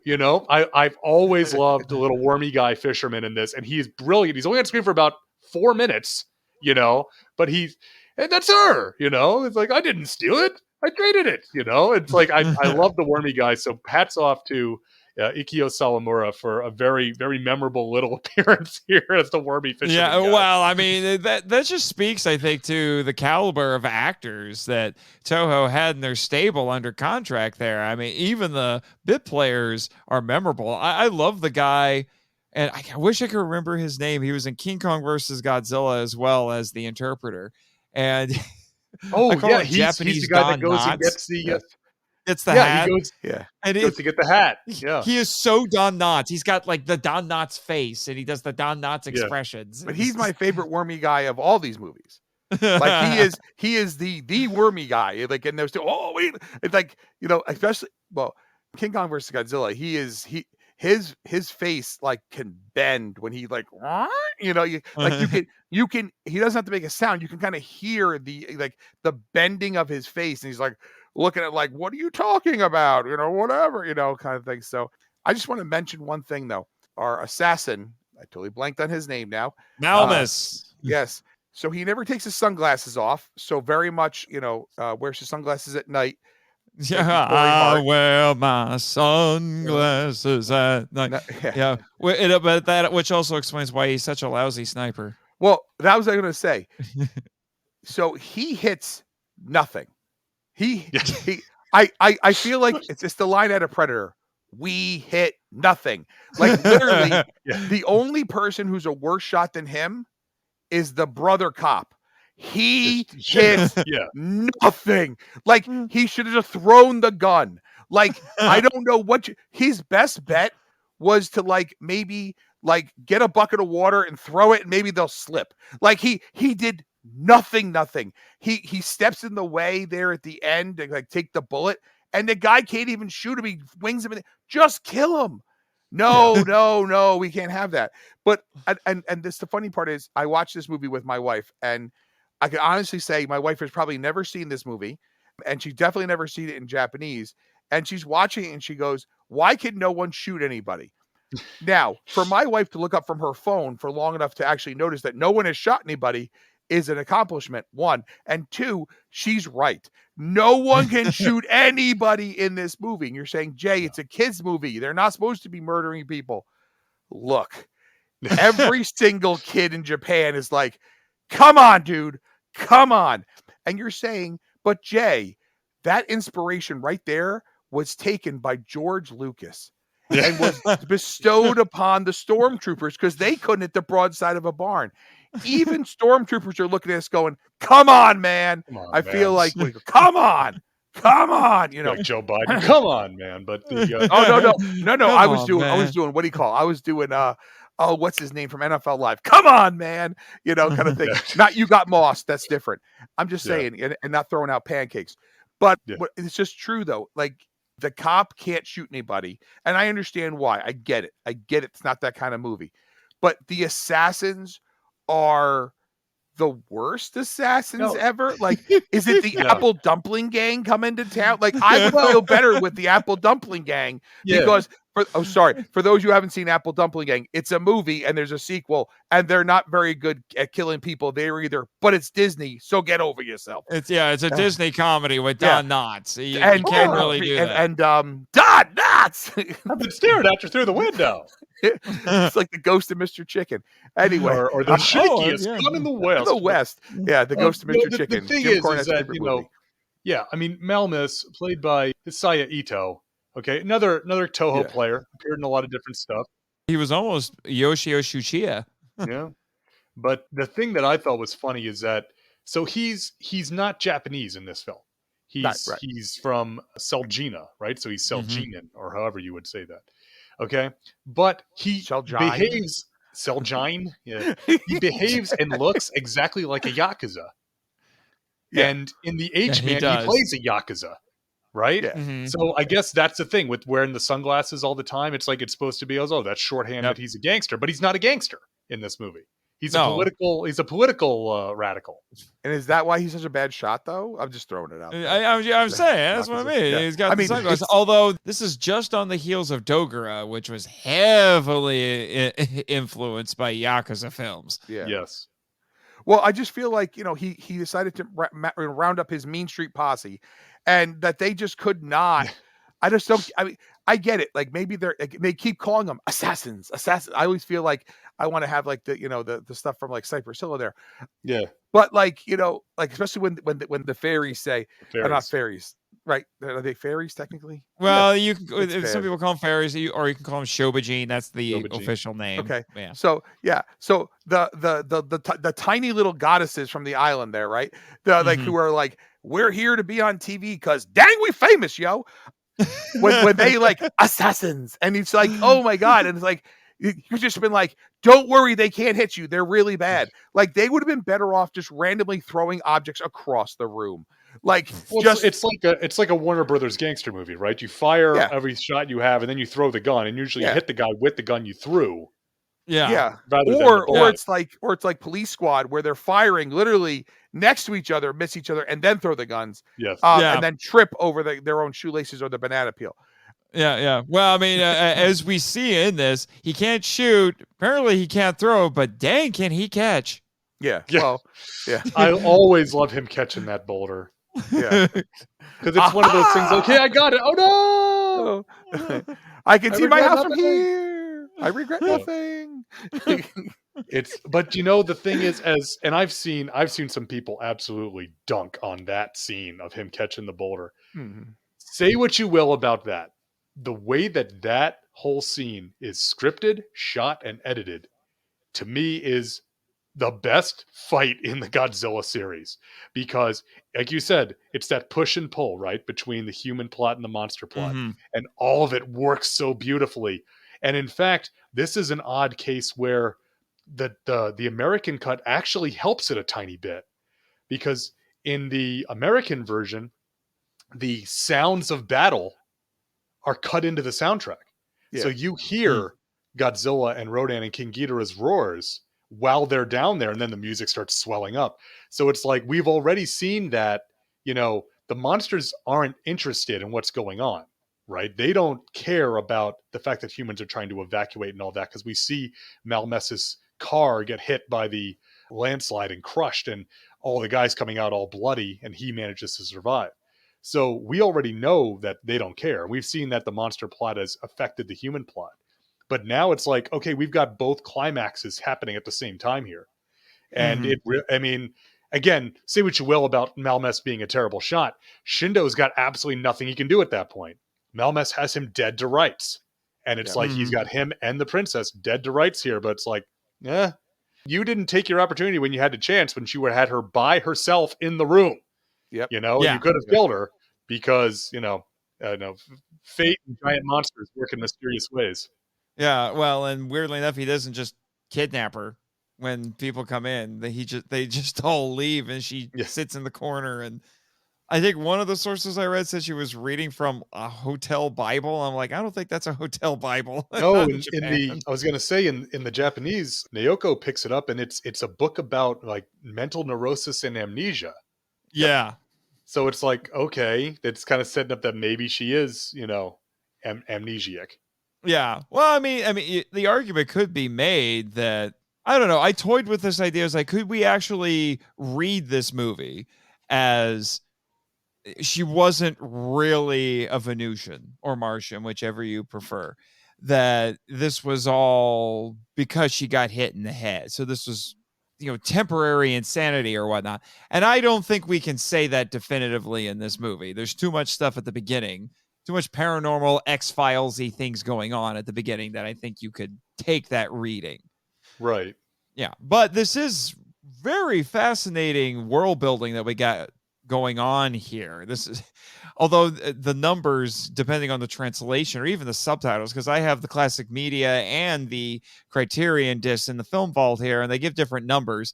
I saw as little as 5,000 years ago and as many as 50 million years ago when Ghidorah attacked Venus, and then the Venusians or Mars, whatever, all came to Earth and mingled, or as they put it, assimilated with the humans. And then they lost most of their powers except for the precognitive.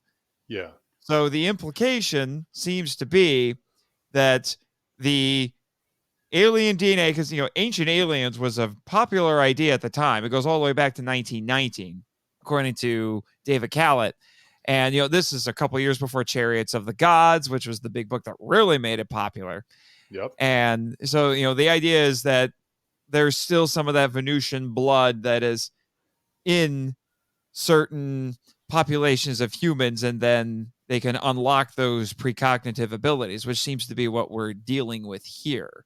Yeah. So I don't know. I kind of like that it doesn't really explain it, because to me, I always took it as that she was possessed by the Venusian. Mm-hmm. Right? I did as well. The princess is the princess, but when the light appears to her and saves her, that the Venusian is now possessing her, and that's why she has the Venusian powers that she promptly loses. And she says that in the Japanese version. It's like, oh, maybe I wonder if I'll ever regain these powers. So, and that she has some memory, but not all of it. She remembers Shindo saving her life, but she doesn't remember the details necessarily. Yeah. So that always kind of said to me is like, oh, there's an external force that's controlling her. Yeah. And then it begs a lot of questions. And I read some sources that said that these were quote unquote problems with the script. Stuart Galbraith even went so far as to say the rest of the movie doesn't look rushed, but the script is rushed. And I'm like, I don't know if I agree with that, Mr. Galbraith. And saying like, well, why was the princess chosen, and all of these sorts of things, asking all these questions. And I'm like, I don't think those are questions that, one, need to be asked, and two, even if they are asked, I don't know if they necessarily need to be answered. Right. They never came to my mind watching the movie at any of the times that I've seen it. Yeah, I just went with it. They're mysteries, and it's okay for a film to have a mystery. I always, and Jay knows where I'm going with this, I always think of Halloween 3. Yep. Right? A good magician never reveals his tricks. And it's purposely telling you, is like, yeah, we're not going to tell you certain aspects of the story, because why would we? And it's kind of the same thing here. It's like, it's something mysterious. We never see the UFOs that they're supposedly seeing. We never get, definitive proof that it is in fact a Venusian race that's hiding, been hiding on Earth for some period of time. We don't get that till the next film. When we definitely have a race of aliens that have definitely infiltrated and are pretending to be humans. And we'd see that again. We'd see that again several times. Again, we talked about that with Gigan. Yeah. So there's, I like that it's a bit mysterious, because it does touch on the idea of alien invasion, but it's not quite the same way that it's done. And like I said, it has a little bit of that supernatural aspect to it too. So that's why I liked it. It touches on different things, and all of them really work for me. And that's why I've always been such a fan of this. Yeah, because you and Jay were very fond of this growing up. That's why I had you on the show. Oh, yeah. So if you think about something, just think about this for a second, though. If you think about like U.S. availability of certain movies, we talk about this. Luke and I have talked about this before. Why is Terror of Mechagodzilla remembered, but Godzilla versus Mechagodzilla was not? Like, it depends on what was available, what was on television, what was like shown through, like it was how, like, what did you have available to you oftentimes became your quote unquote favorite movies when you're a kid. Ghidorah and Monster Zero and Rodan and King of the Monsters, like those were ones we had available to us at all times that are, just pop the movie in, right, to watch. And then other movies, like I can honestly think I don't remember us ever owning Smog Monster or like Godzilla vs. the Thing, or like I don't remember those. We got Godzilla vs. the Thing much later, but like Smog Monster, we never had. Destroy All Monsters was another one. Yep. We didn't have Gigan for a long time. Yep. I remember getting Destroy All Monsters and Smog Monster on Boots at a little model show that we went to, I think in Danbury. Yep. And that was right around 1991 or so, 91, 92, because we were seeing some pictures of like the Godzillasaurus and stuff.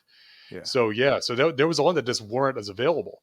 And this happened to be, it was Godzilla King of the Monsters and Ghidorah, Rodan, and Monster Zero. Those were the 4 big ones that we had available to us and watched over and over and over and over. Those 4 movies go together in that order. Yeah. Because that's the order they were on the tape. Yeah. You know? And so even though it's not the right order. No, it's not the right order at all. But because, but that, it's funny people would say, it's like, well, my introduction to Godzilla was a later one. Our introduction was King of the Monsters, right? Yep. So we always knew Godzilla as a heavy who then became a hero, right? And same with Rodan. Yeah. So, but so this was one that we did watch quite a lot. This one and Monster Zero, because, we both have a lot of affection for the 2 solo films, but when you're a kid, sometimes you just want to watch the monster fights, right? Yep. Mm-hmm. So that'd be the one that you would go for, and it wasn't until later that we got some of the other ones. Like I remember eventually at one point we got King Kong Escapes, and it's like, King Kong Escapes. And there are certain people who have an outsized level of affection for Mechanicon who will go with name. Yep. But he's over there in the producer booth right now. Mechanicon is one of those guys that everybody loves. Mechanicon.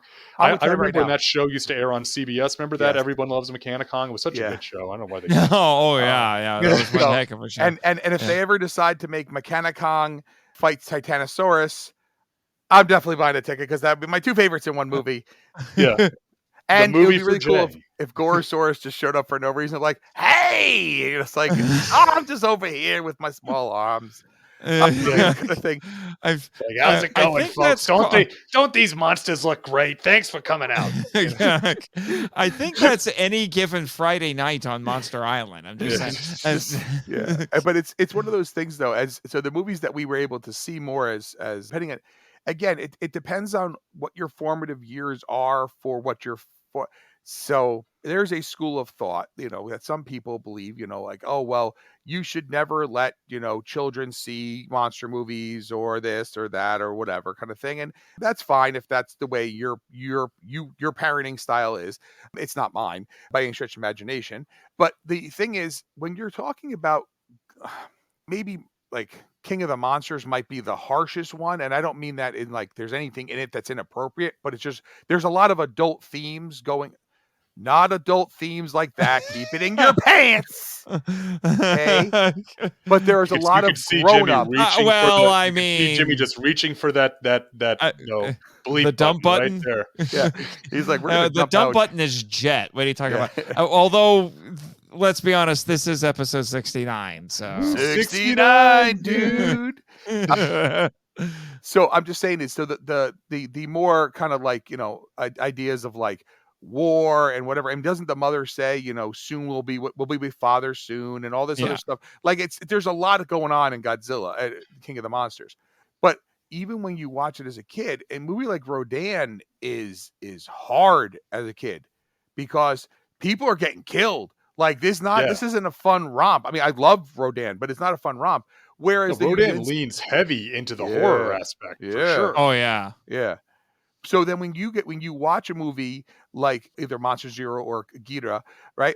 Those films are, I don't want to say they're kind of more fun, but they definitely have more what kids want to see, right? There's spaceships and there's monster fights and there's guys with guns and this is it. It's like when you first see Godzilla versus Megalon, you're like, oh, look at this. There's Godzilla and there's Jaguar and now there's Megalon and now there's Gigan. Like, this is everything. Like, it's those kind of things that there's a reason why those movies hit well on American television and with Americans. This is Terror of Mechagodzilla's biggest cutting thing. Terror of Mechagodzilla spelled the end of Godzilla for 9 years, right? In Japan, because it made no money. It made no money. And then it comes to America and it's like a huge hit. Now, granted, it came to America a number of years later, but it was a huge hit. Why? Because what's in Terror of Mechagodzilla? It's the stuff that we would like, the stuff that you saw in the 60s you liked. It's monster fights. There's all kinds of stuff going on there. And Mechagodzilla was pretty dang over. I mean, I understand it's not Ghidorah, but he was pretty dang over in the grand scheme of what's happening. And if you look at which movies were successful, kind of thing, that's part of when you look at what movies are successful, even, whether it be in Japan or overseas or in Europe or whatever. It's kind of funny sometimes how some movies hit everywhere and some movies really hit in some places.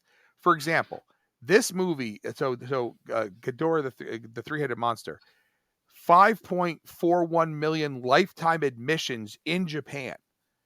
So 5.41 million people bought, not people, but tickets sold.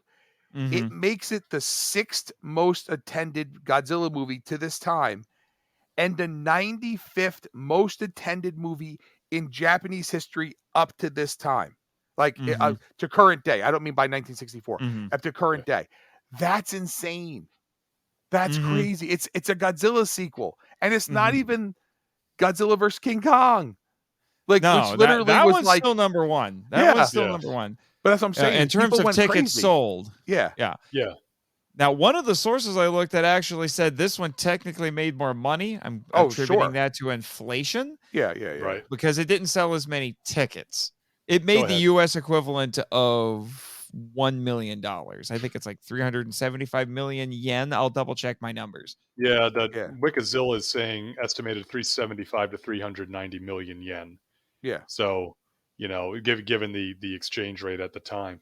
But no, I mean, and you're right. Typically, a lot of Japanese media use tickets sold as their metric to kind of just be the leveling, right? Right, because you can't compare dollars to dollars because $1964 to $2022 are not even close to the same dollar. Like, so by that token, if you were to look at the legendary Godzilla, I know we're talking about different country, look at those films, right? Like, every one of those movies annihilates every Godzilla movie from the 60s. Why? Because they made so much more money. It's not, you can't even compare those movies. You can't even compare those movies because it's tickets sold is what you should look at, because at the end of the day, whether the ticket costs you a nickel or a 20, it's how many times is someone willing to plunk down money to stick their keister 18 inches away from another keister to watch this movie, right? Or any movie, right? It's butts in seats, right? It's butts in seats. That's what it all boils down to. Yeah, it's just like adjusted for inflation. The highest grossing movie of all time is Gone with the Wind. Yeah, of course. As god awful as it is. Are we allowed to say that? I know that movie's been, it's on the outside. Well, wait. I will say something positive about Gone with the Wind, and people can't even disagree. In Gone with the Wind, the wall that's used there is from King Kong. Just throwing it out there. It's really cool. Wall is from King Kong. And that is a factual thing. Yes, right. I know I was going to tie it back around. This way, no one can say, no, it is. I'm sorry. You don't have to like the movie, think it's any good. You can think Carol Burnett's, portrayal on the Carol Burnett show. Now with Carol Burnett. That one's really good. No, for what I remember reading, even though that episode was almost 3 years ago now, I also remember that the wall in King Kong was from a Cecil B. DeMille biblical epic from the 20s. It is. Yeah. It is. But it is also, as my dad was like, that's the wall from King Kong. And I'm like, but it's also from this. But you know why? Because you don't want to ever waste anything. That's what that comes exactly down to. It's like, do you think we should get rid of this wall? No, we can use this wall in another movie. Yeah. It's like the thing is like, we need a big wall for our movie. We have big wall at home. Right. We have big wall. But there's big wall here. So. Yeah, well, but to bring it back to this movie, in this one, it's not big wall, it's big landscape, because people want to say that that this movie is less impressive comparatively because there's not as many city miniatures in it. Well, you know what? The landscape where the climax of this movie takes place, that was built to 1/25th scale and took 12,000 man hours to make. Yes. I love Mount Fuji in this. It is the perfect setting. Many, many years later, in Pacific Rim Uprising, whenever you think about that movie, that the finale takes place at Mount Fuji, you can't beat it, right? You have to, I mean, monsters fighting at Mount Fuji. Mount Fuji is it's the tallest mountain in Japan. It's got a lot of cultural significance, and it usually gets reserved for the big kaiju movies. It's King Kong and Godzilla's battlefield. It's Ghidorah versus the three, the big three. It's a huge deal when it happens. And then Gamera and Gauss, I guess, but No, but that's a big deal in that context, right? In the Gamera series, it's a big deal to fight Gauss at Mount Fuji. So but I always love that. And again, having seen it when I was so young, it's always made an impression on me, and that's the setting, right? So you get that complaint sometimes with the films of, they fight in the wilderness, so they don't have to build sets. It's like, but you know what? The greatest monster fight ever takes place in the wilderness, takes place on Mount Fuji. So I can never get too upset with that. And it also helps and Destroy All Monsters. There's I'd say Destroy All Monsters, of course, uses it as well. And it also helps that part of that is that we get now that we can see this film in widescreen, much of that final reel looks so much better now in widescreen, because you have some of the best individual monster interactions ever in this film. You get, so when Godzilla and Rodan join the fight, Godzilla goes down the hill and fights Ghidorah with Mothra. Okay. And then Rodan basically gets King Ghidorah to chase him, right? In the air. Mm-hmm. And so he does the supersonic ram, right? Because we've already established from Rodan how fast Rodan can fly, right? Mm-hmm. That he can fly and maneuver at supersonic speeds like a jet. And so he's flying super fast. King Ghidorah is chasing him. He does a 180 and rams him. Mm-hmm. I love that. I've always loved that since I was a kid, because it's like that. That's how Rodan's going to fight. Jay and I, we talked about this when we did King of the Monsters 2019. Rodan's not backing down from anybody. He's the wild card, and he's going to go right at you. And and then he's like, and so from there, right after that, what do we get? We get Godzilla towing Mothra back up the hill when Mothra grabs onto his tail and gets the tow, right? And then a little bit after that, we get, one of the greatest bits ever with his Mothra on Rodan's back for the airlift. Yeah. And that shot was cool back in the day on VHS, but now in widescreen, where you have all four monsters left to right across your television set of Godzilla, King Ghidorah, and then Mothra on Rodan's back with all of them in that 235:1 Toho scope shot, it's beautiful. It just... That's Toho Iga right there. That's Daikaiju Iga, Yeah, I mean, I know we all love Destroy All Monsters, and it's a big deal with with just the sheer number of kaiju that are in that, but it's hard to top, I think, this final battle here when you only have about half as many monsters. Yeah, everybody gets more of an opportunity to shine. Yeah, because it feels big, because we have 3 returning monsters, who had all had solo movies at one point or another. We have the Shobijin coming back, played by the wonderful Peanuts, and a lot of big name actors who have been in these movies. So, Harada is in this, and Koizumi is in it as well. Koizumi, Akiko Wakabayashi, Hoshi. Mm-hmm.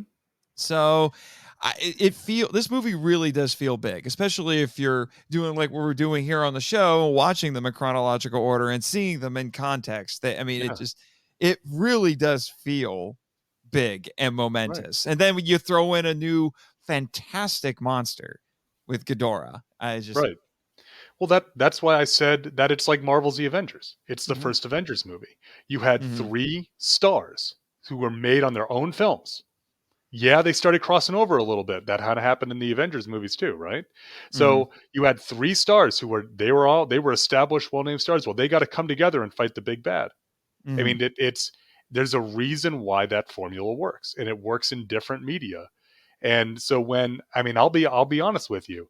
And Jay, again, I know we had the same discussion when that was the discussion when Marvel started. It's like, oh, we're going to make all these solo movies and bring everybody together. We said, oh, it's like Godzilla and the Universal monsters. Yep. Because they did that in the 40s and the 60s, respectively. Yep. And it's like, of course, that's perfect. That's perfect for a comic book. It's perfect for monsters, especially when monsters exist as a form of a comic book. You know, that's the kind of level this is at, and that's not a pejorative on my part. So yeah, absolutely. And you said it's the right movie at the right time. You had Godzilla as, you know, the embodiment of death. You had Godzilla as the heavy. Then you had a crossover movie with Godzilla as the heavy. It's like both those 2 movies made a lot of money, you know? So it's like, oh, we can make a lot of money doing this. So it's the right movie at the right time. And like you said, especially watching it in the context. And it's just, again, nothing about this movie ever bugs me. So much of it, even the oddball things that we talk about, like, you know, like we said, why is the princess the prophetess, other than the plot demands it? Because the plot demands it. It's a movie. It's entertaining, and it's supremely entertaining. Every part of this just works. So something I always tell Dad and I talk about. I mean, there's a couple of things we always talk about, like, you know, why build it if you know, if you don't, why build a set if you can find it in nature and stuff like that.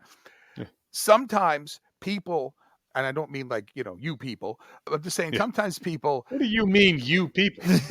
What do you mean? What do you mean, you people?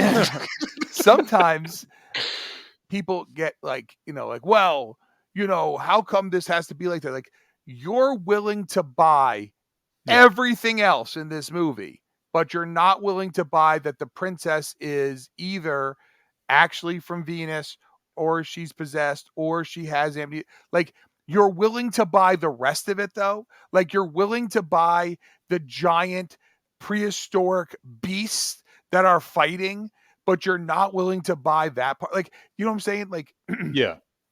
Sometimes you have to just buy in, right? I always tell my students, I tell them to my daughter, I go, look, you have 2 choices in life. You either buy in now, or you're going to wish you bought in, like later, you know, kind of thing. You buy in. You have to buy in. I don't care if it's, you know, what you're doing.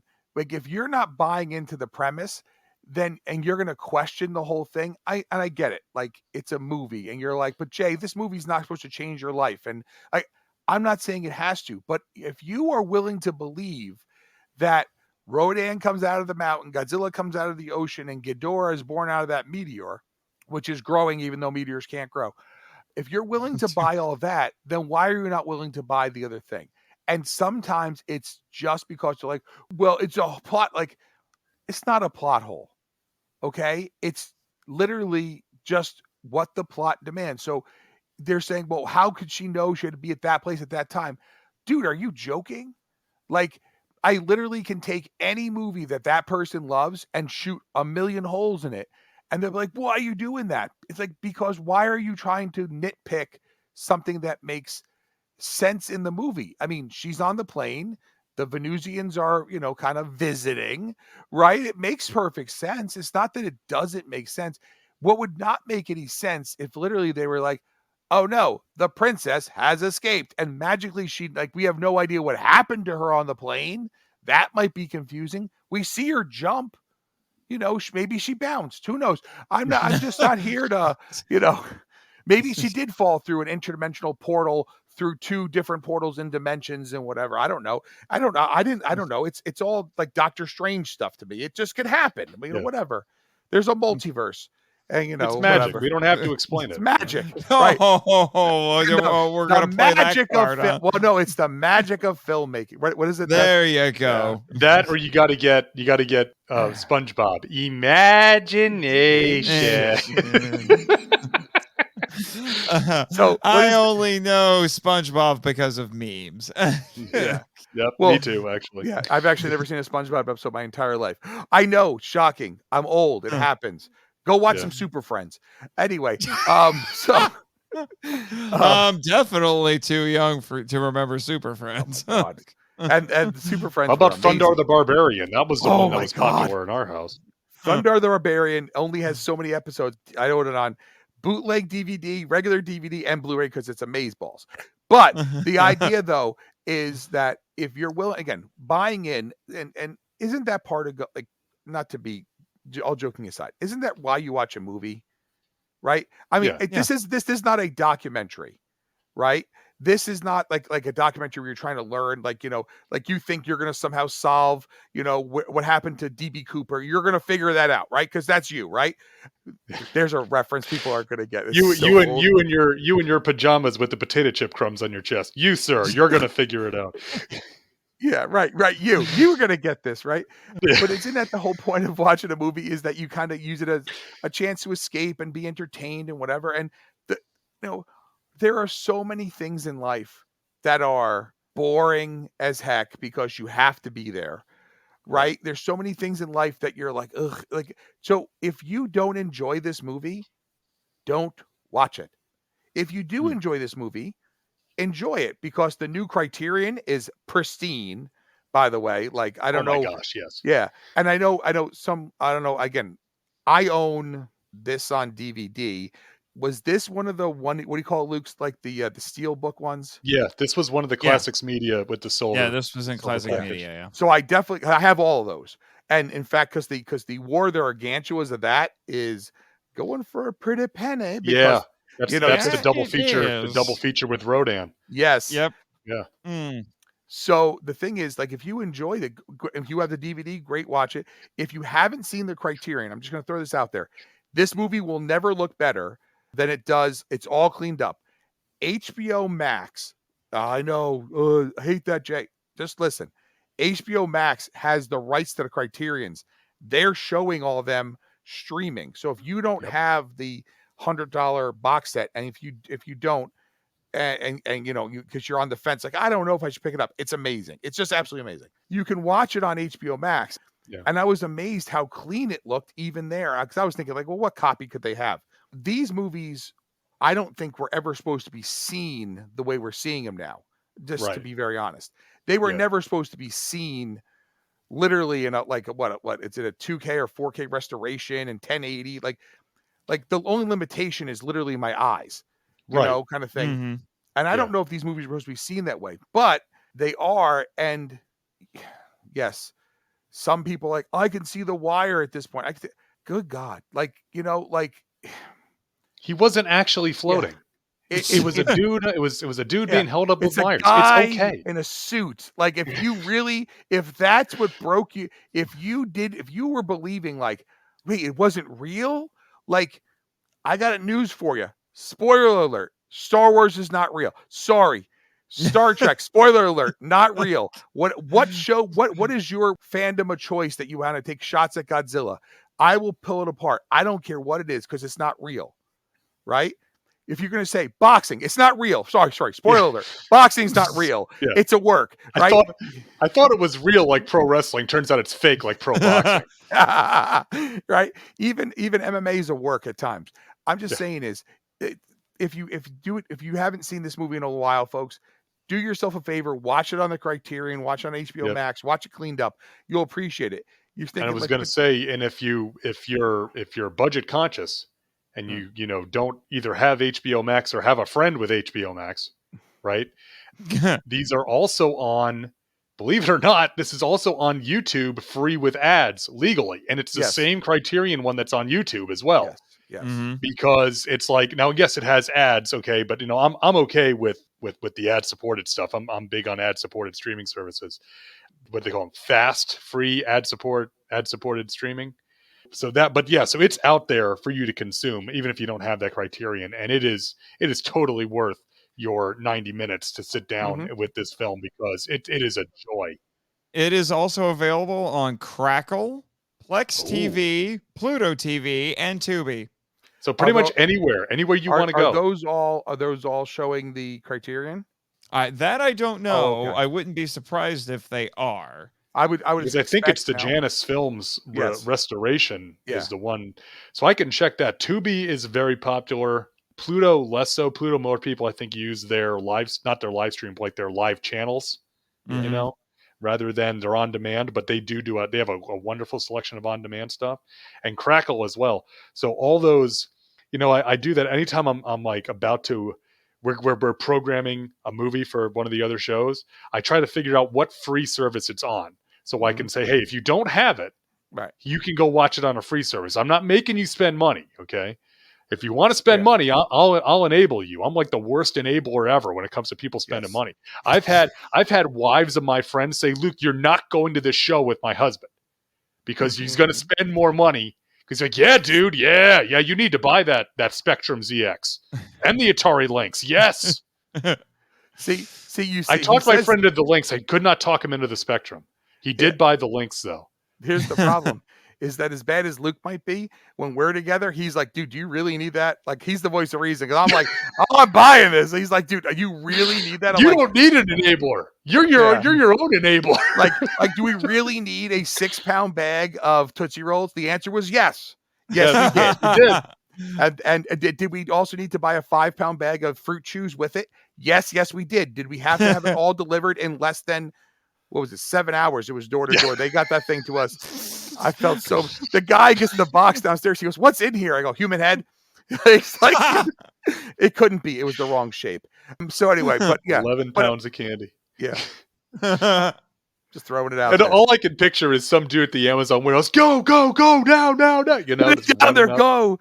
Yeah, it's okay. The stuff for the nurses came quick too. Anyway, the whole point is that like Luke and Nate have said, it is, you have availability to watch this if you'd like to see it for free. If you do have the Blu-rays, pop them on. I'm a big supporter of physical media myself. So is Luke, I know, and Nathan, it appears you are as well. Oh yeah.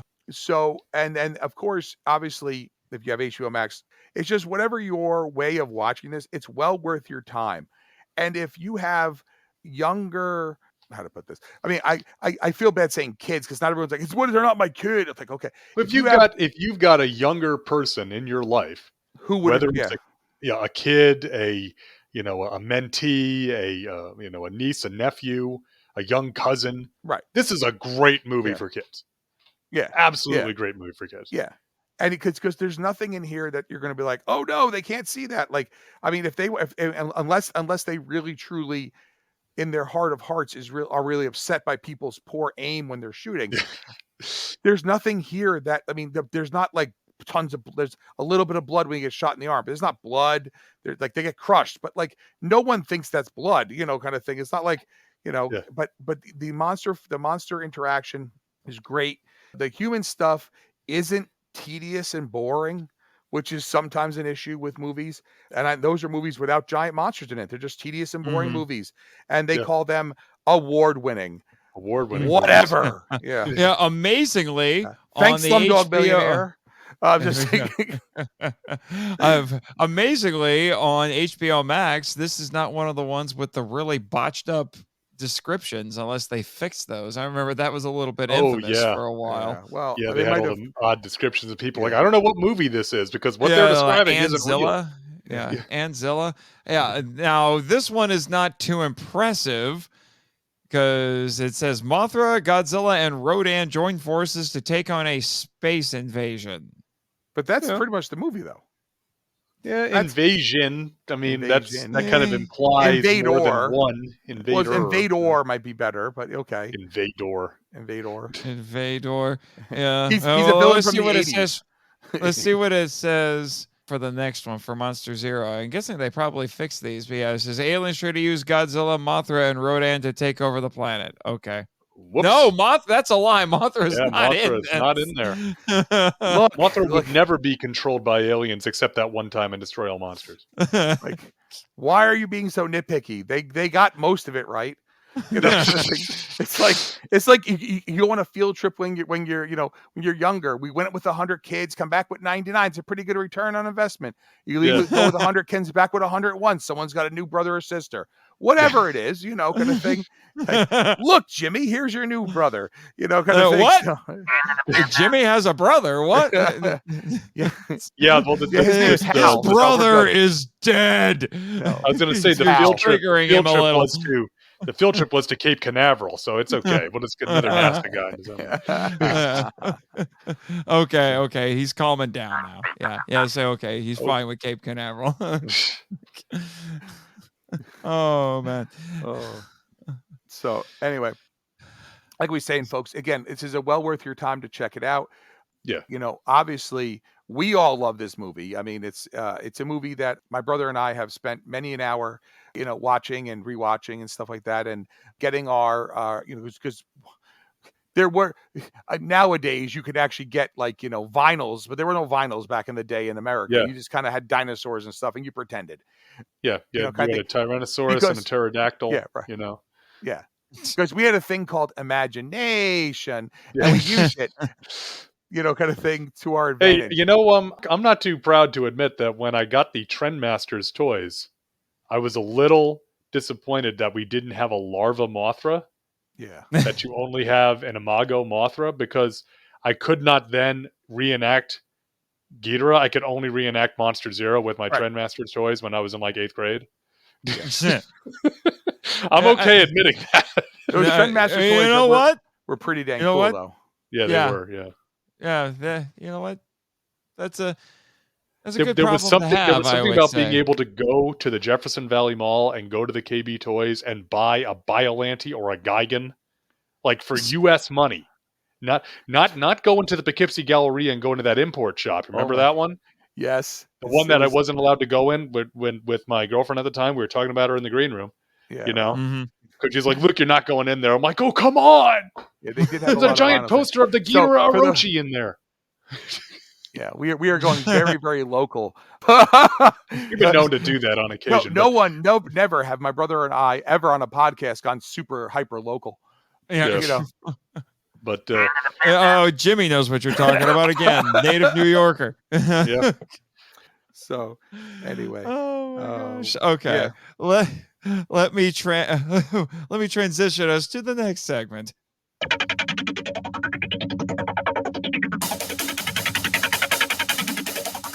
Well, that was a little bit more rambunctious of a discussion than I was expecting, but then again, it's you two. You're a couple of the only people who can actually compete with me on the air. Congratulations. We be them boys. That's what it is. So yeah, you be them boys. You be them boys. But now it is time for an important segment of the show because it helps to keep the lights on around here, and that is the Patreon shout-outs. Go show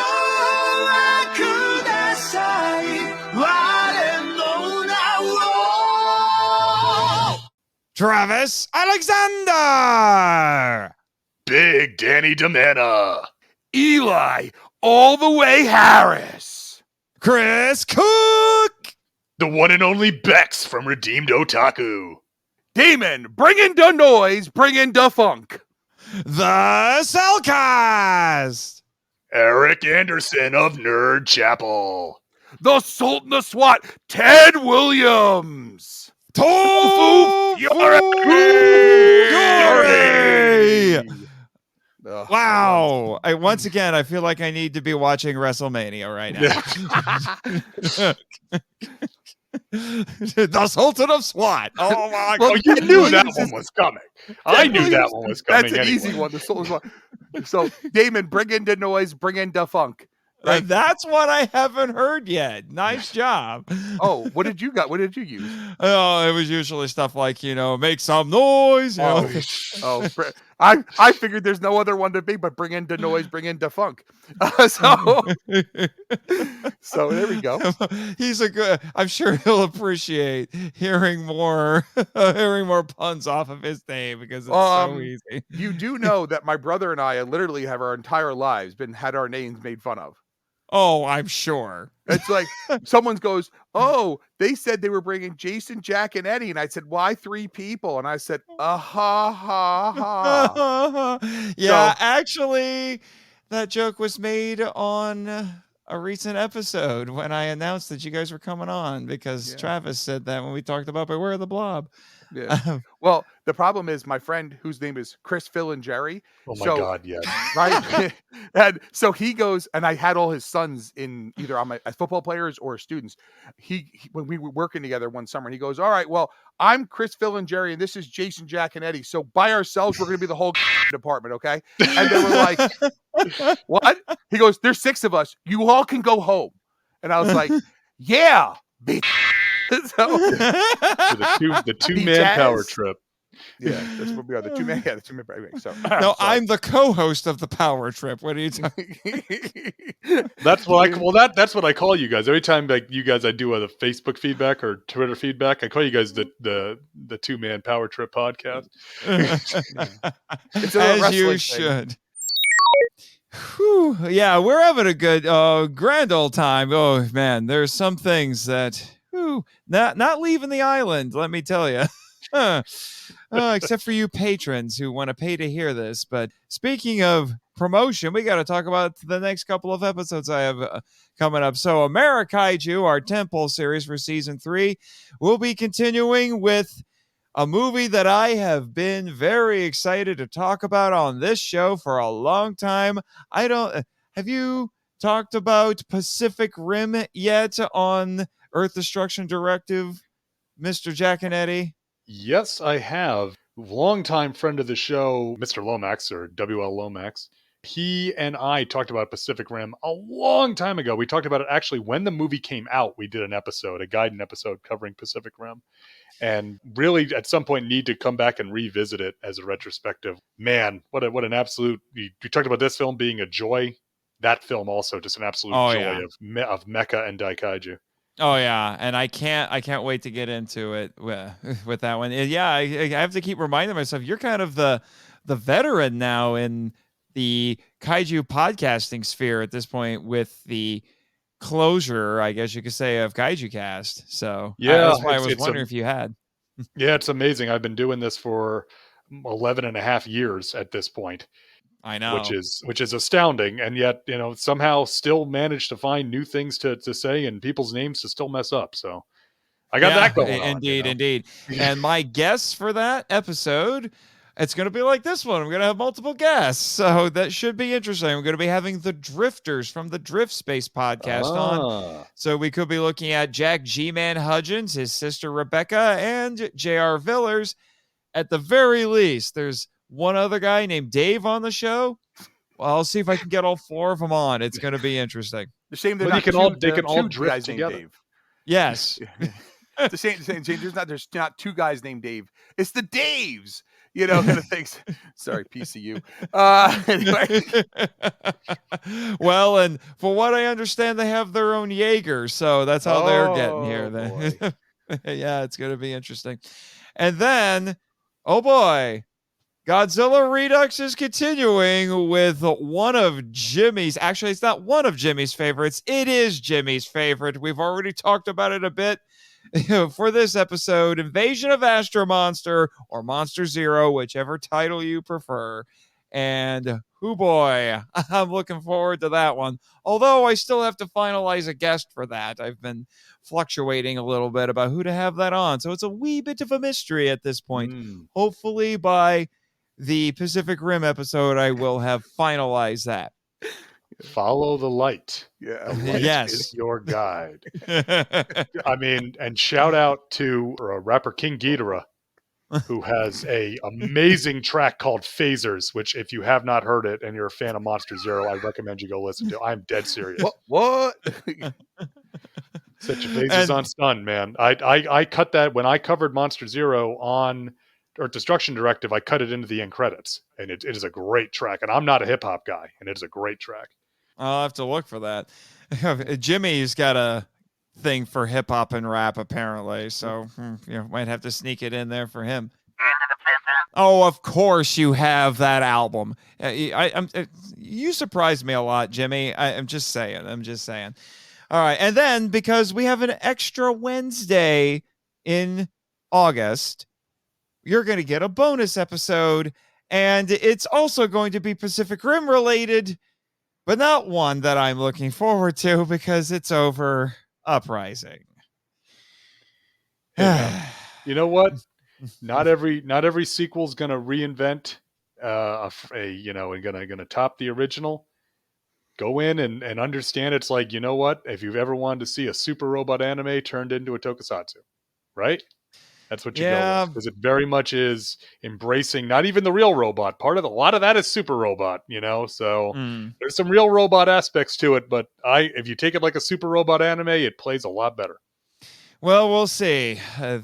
It's going to be less about me sitting there discussing the movie and more about Jack G-Man Hudgens coming on and defending it. I think that's actually what I'm going to title the episode. G-Man defends Pacific Rim Uprising, because, I don't have a whole lot of nice things to say about it. We'll see if he can convince ever read the prequel comic, Amara? Not all of them, unfortunately. There's the one, the in-between quel, but then there's one that's just about Amara that's pretty good. It's more like a long one-shot rather than they released it as an OGN, but it's really just kind of like an oversized one-shot. That one's pretty good. Yeah, well, so we'll basically be going into this with the mindset of G-Man changed my mind. So we'll see if he can succeed come that bonus episode. And now, gentlemen, we come to one of the other most important segments of the show, shameless self-promotion. So I'll just quickly mention, go listen to Henchmen and go listen to The Power Trip, a journey through the Power Rangers franchise. I'm done. What do you guys got?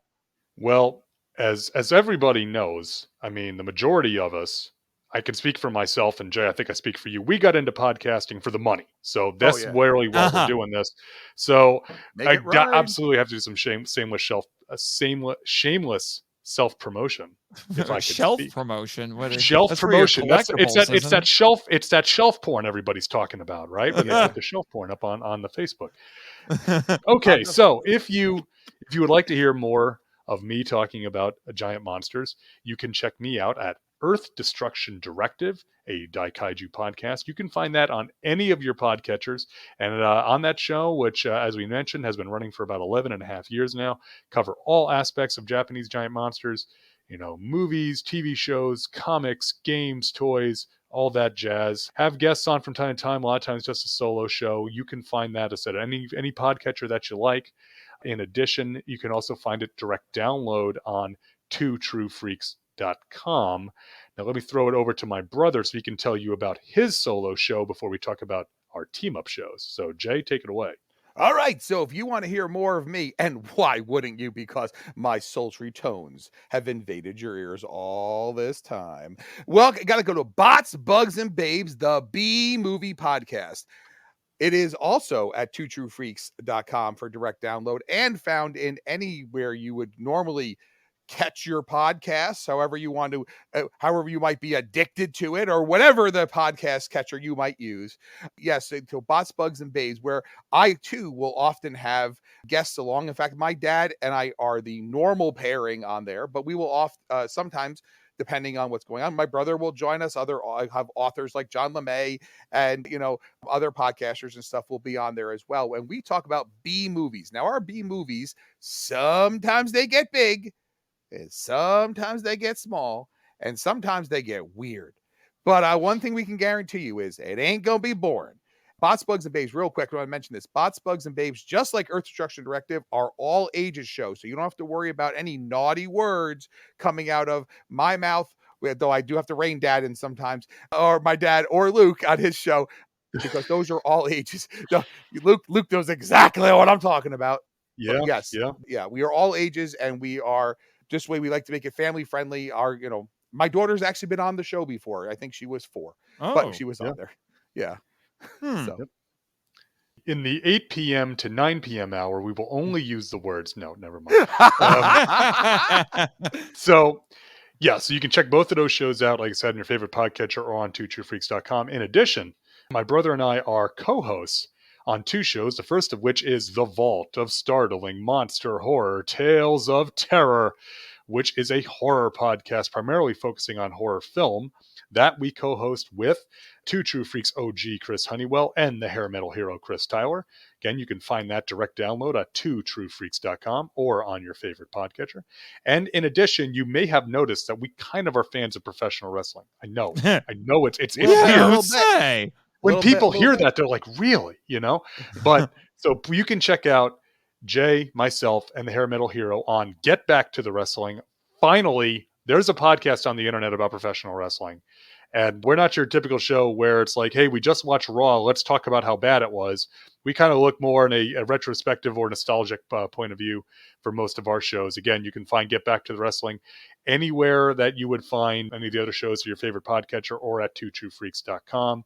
You can also check out Get Back to the Wrestling on Facebook to search for the Get Back to the Wrestling group. You can also find them on Twitter at GBTTW podcast. So if any of those sound interesting, please go check them out. We would really appreciate your support. And real quick, the Vault and Get Back to the Wrestling are not all ages. There might be some salty language, and a lot of it comes out of my cake hole. Just letting you know.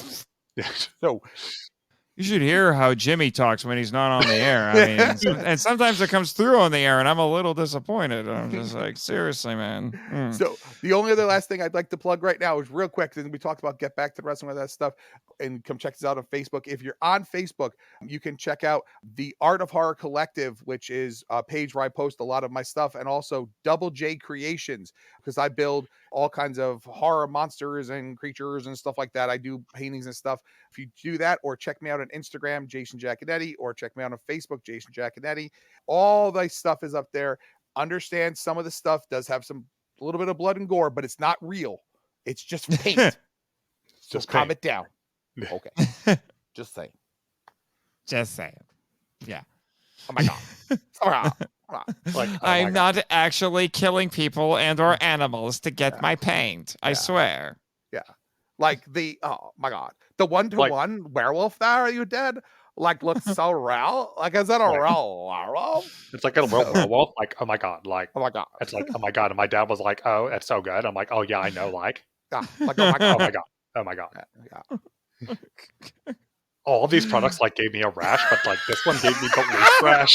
I knew you were going is that the one I'd recommend? Haley does that to me all the time. She's like, all these products gave me a rash, but this one gave me the least rash. So I guess you didn't have to come on my podcast for more tips. Follow me on YouTube for more tips. Oh my God. Oh yeah. I also on hey, you guys. YouTube. Jason Jaconetti on YouTube as well. I have a few videos up. There's some silly videos of my daughter and stuff, but there's some videos up there where you can see my step-by-step process for building the Plague Werewolf by Casey Love. It's a 2-part. It'd take you about 20 minutes total to watch. Step-by-step, how I painted everything with music and descriptions. And there's also a sizzle reel on there, and I'm working on some other stuff. There's always fun stuff for models and stuff like that. So definitely go check out my brother's modeling. My brother's model work is amazing. Absolutely amazing, award-winning modeler. It is. Yes, I have some hardwares here. So, all right. Well, I think now is as good a time as any to close up shop. Thank you once again, gentlemen, for coming on to talk about this. It was a pleasure. Well, thank you very much for having us. Me, man. Yep. I'm going to have to stretch out the arms a little and get ready to backstroke all the way home. We're going to get backstroking. So I got no idea how I'm getting home because let me tell you, that plane, it just blowed up as soon as I jumped out of it. So I got nothing. And that fisherman, he took his floral print pants, and I've noticed he's not here anymore. That wormy guy. That is true. That is true. But that's why I have an intrepid producer with several, shall we say, advanced planes and robots to take people places. So he has a very large garage, let me tell you. Well, all right. I didn't know where you were going with that one. He has a very large garage. Okay, before we come off the rails even more, Jimmy, my intrepid producer, cue those credits. Thank you for listening to the Monster Island Film Vault, a podcast produced and hosted by Nate Marchand. If you want to join the discussion and be heard on the show, we'd love to hear from you. So email us at feedback@monsterislandfilmvault.com.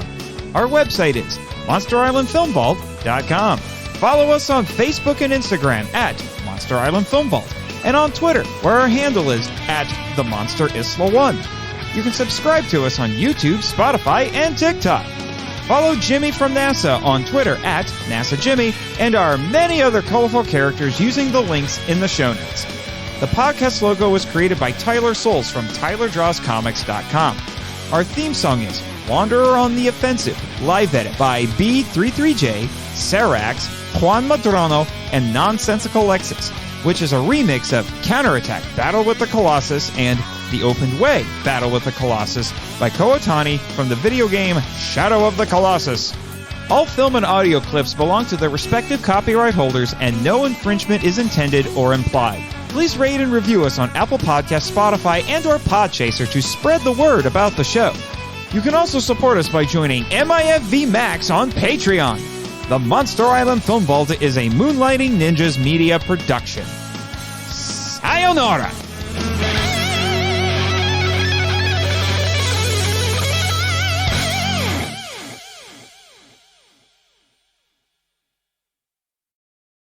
Later that afternoon, Nate returns to his new mega office.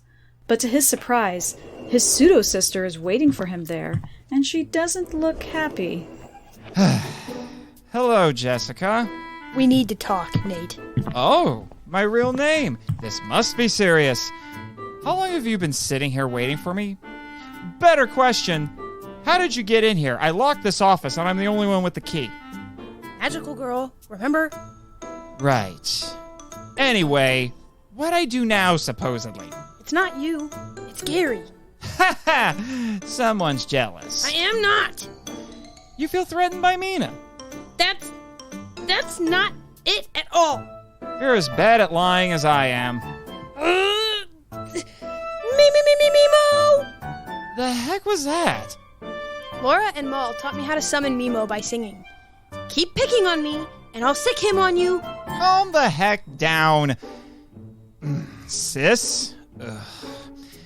But if you're supposedly not threatened by Mina, then what's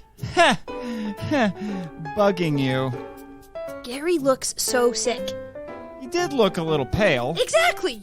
But what does that have to do with your romantic rival? I bet it's her fault. Really? Really? You know, Jess, as much as I was kinda rooting for you and Gary, you're just gonna have to accept that he has a new girlfriend. And she's not you. Jess crosses her arms and glares at her big brother. Who said anything about being his girlfriend? Jess, let's be... Gary walks in, looking sicker than ever. Nate! Jessica! Help me! Gary stumbles towards them. Nate and Jess run and catch him before he hits the floor. Gary, you're whiter than Mothra's webbing! What happened to you? Jess! Your Brett! They want your... Suddenly, a long tongue flies through the door and stabs Gary in his hickey. In walks Mina, who slowly sheds her disguise, revealing her true form. She has red eyes with no irises, long furry antennae on her forehead, bronze skin, and crimson cape-like wings draping her back. It's her tongue sucking blood from Gary's neck. She hits a button on the wall panel, sealing the door and locking it. Mina? No, she's a bug lady. I am Calyptra, a transformed of the Church of Mothrianity. What have you done to Gary? All whose lifeblood I drink belongs to me. A vampire. Now, Lava Lady, surrender your magic barrette, or this worker bee dies. What do you want it for? Gary's hand raises like he's a puppet on strings. Give it to me, now! Everyone starts slowly circling around Gary until Calyptra has her back to the office windows. It won't work for a strumpet like you. How did I know that word? We kinda have the same brain, remember? Oh yeah, clone. Shut up! Hand it over! No, you can't have it. Nate glances up and sees Jess's mini Mothra companion, Mimo, poke his head out from the top of the panoramic window. The creature backs up when he sees what's happening, sensing danger. Gary, I know you're in there. Fight! Don't let her push you around! Jessica! Don't resist me, worm! Come on, Gary! Mimo's outside. Fine. You can have my barrette. No! Jessica! Don't! Gary's face twists again as Calyptra exerts more control. Silence, heathen. Ha ha ha. The Moth Priester will be pleased with me. But first, What? Nemo fires his antenna lasers, shattering the window and slicing Calyptra's tongue. Now, Jess, transform! Jess taps the crystal moth barrette in her blue wig and raises her hand high. shine, Crystal Lady! A crystal cocoon forms around Jessica, and she quickly bursts from it as Crystal Lady, wand in hand. With Mothra's blessing, I will smite you! Calyptra pulls her tongue back into her mouth and spits blood at our heroine. Curse you, unworthy heir. Crystal Lady raises her flashing, electrified wand overhead. Lightning Laser!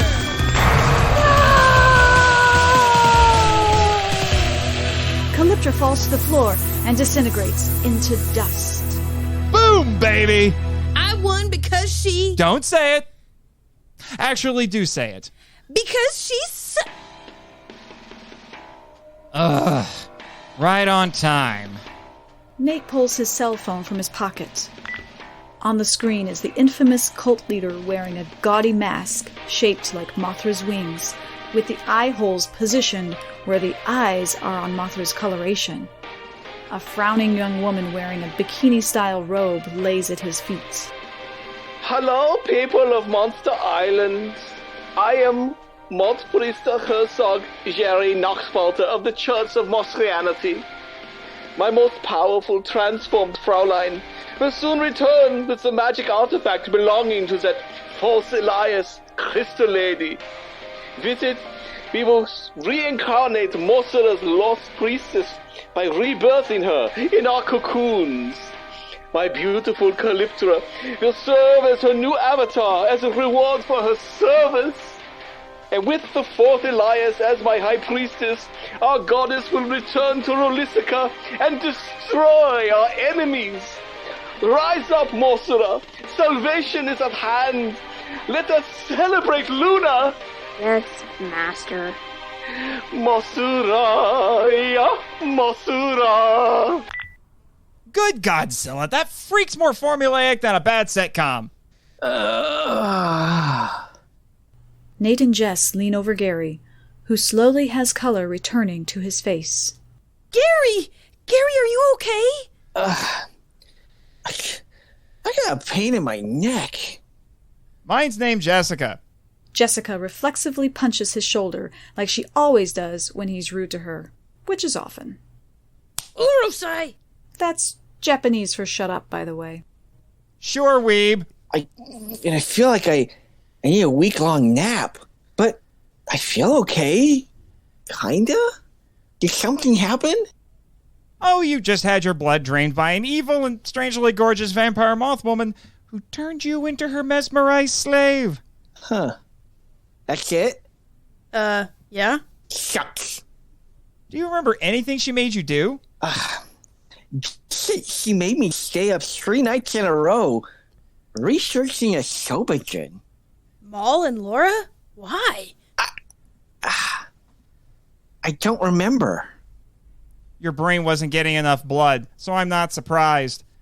But what does that have to do with my barrette and this fourth Elias, the Mott Priester mentioned? Beats me.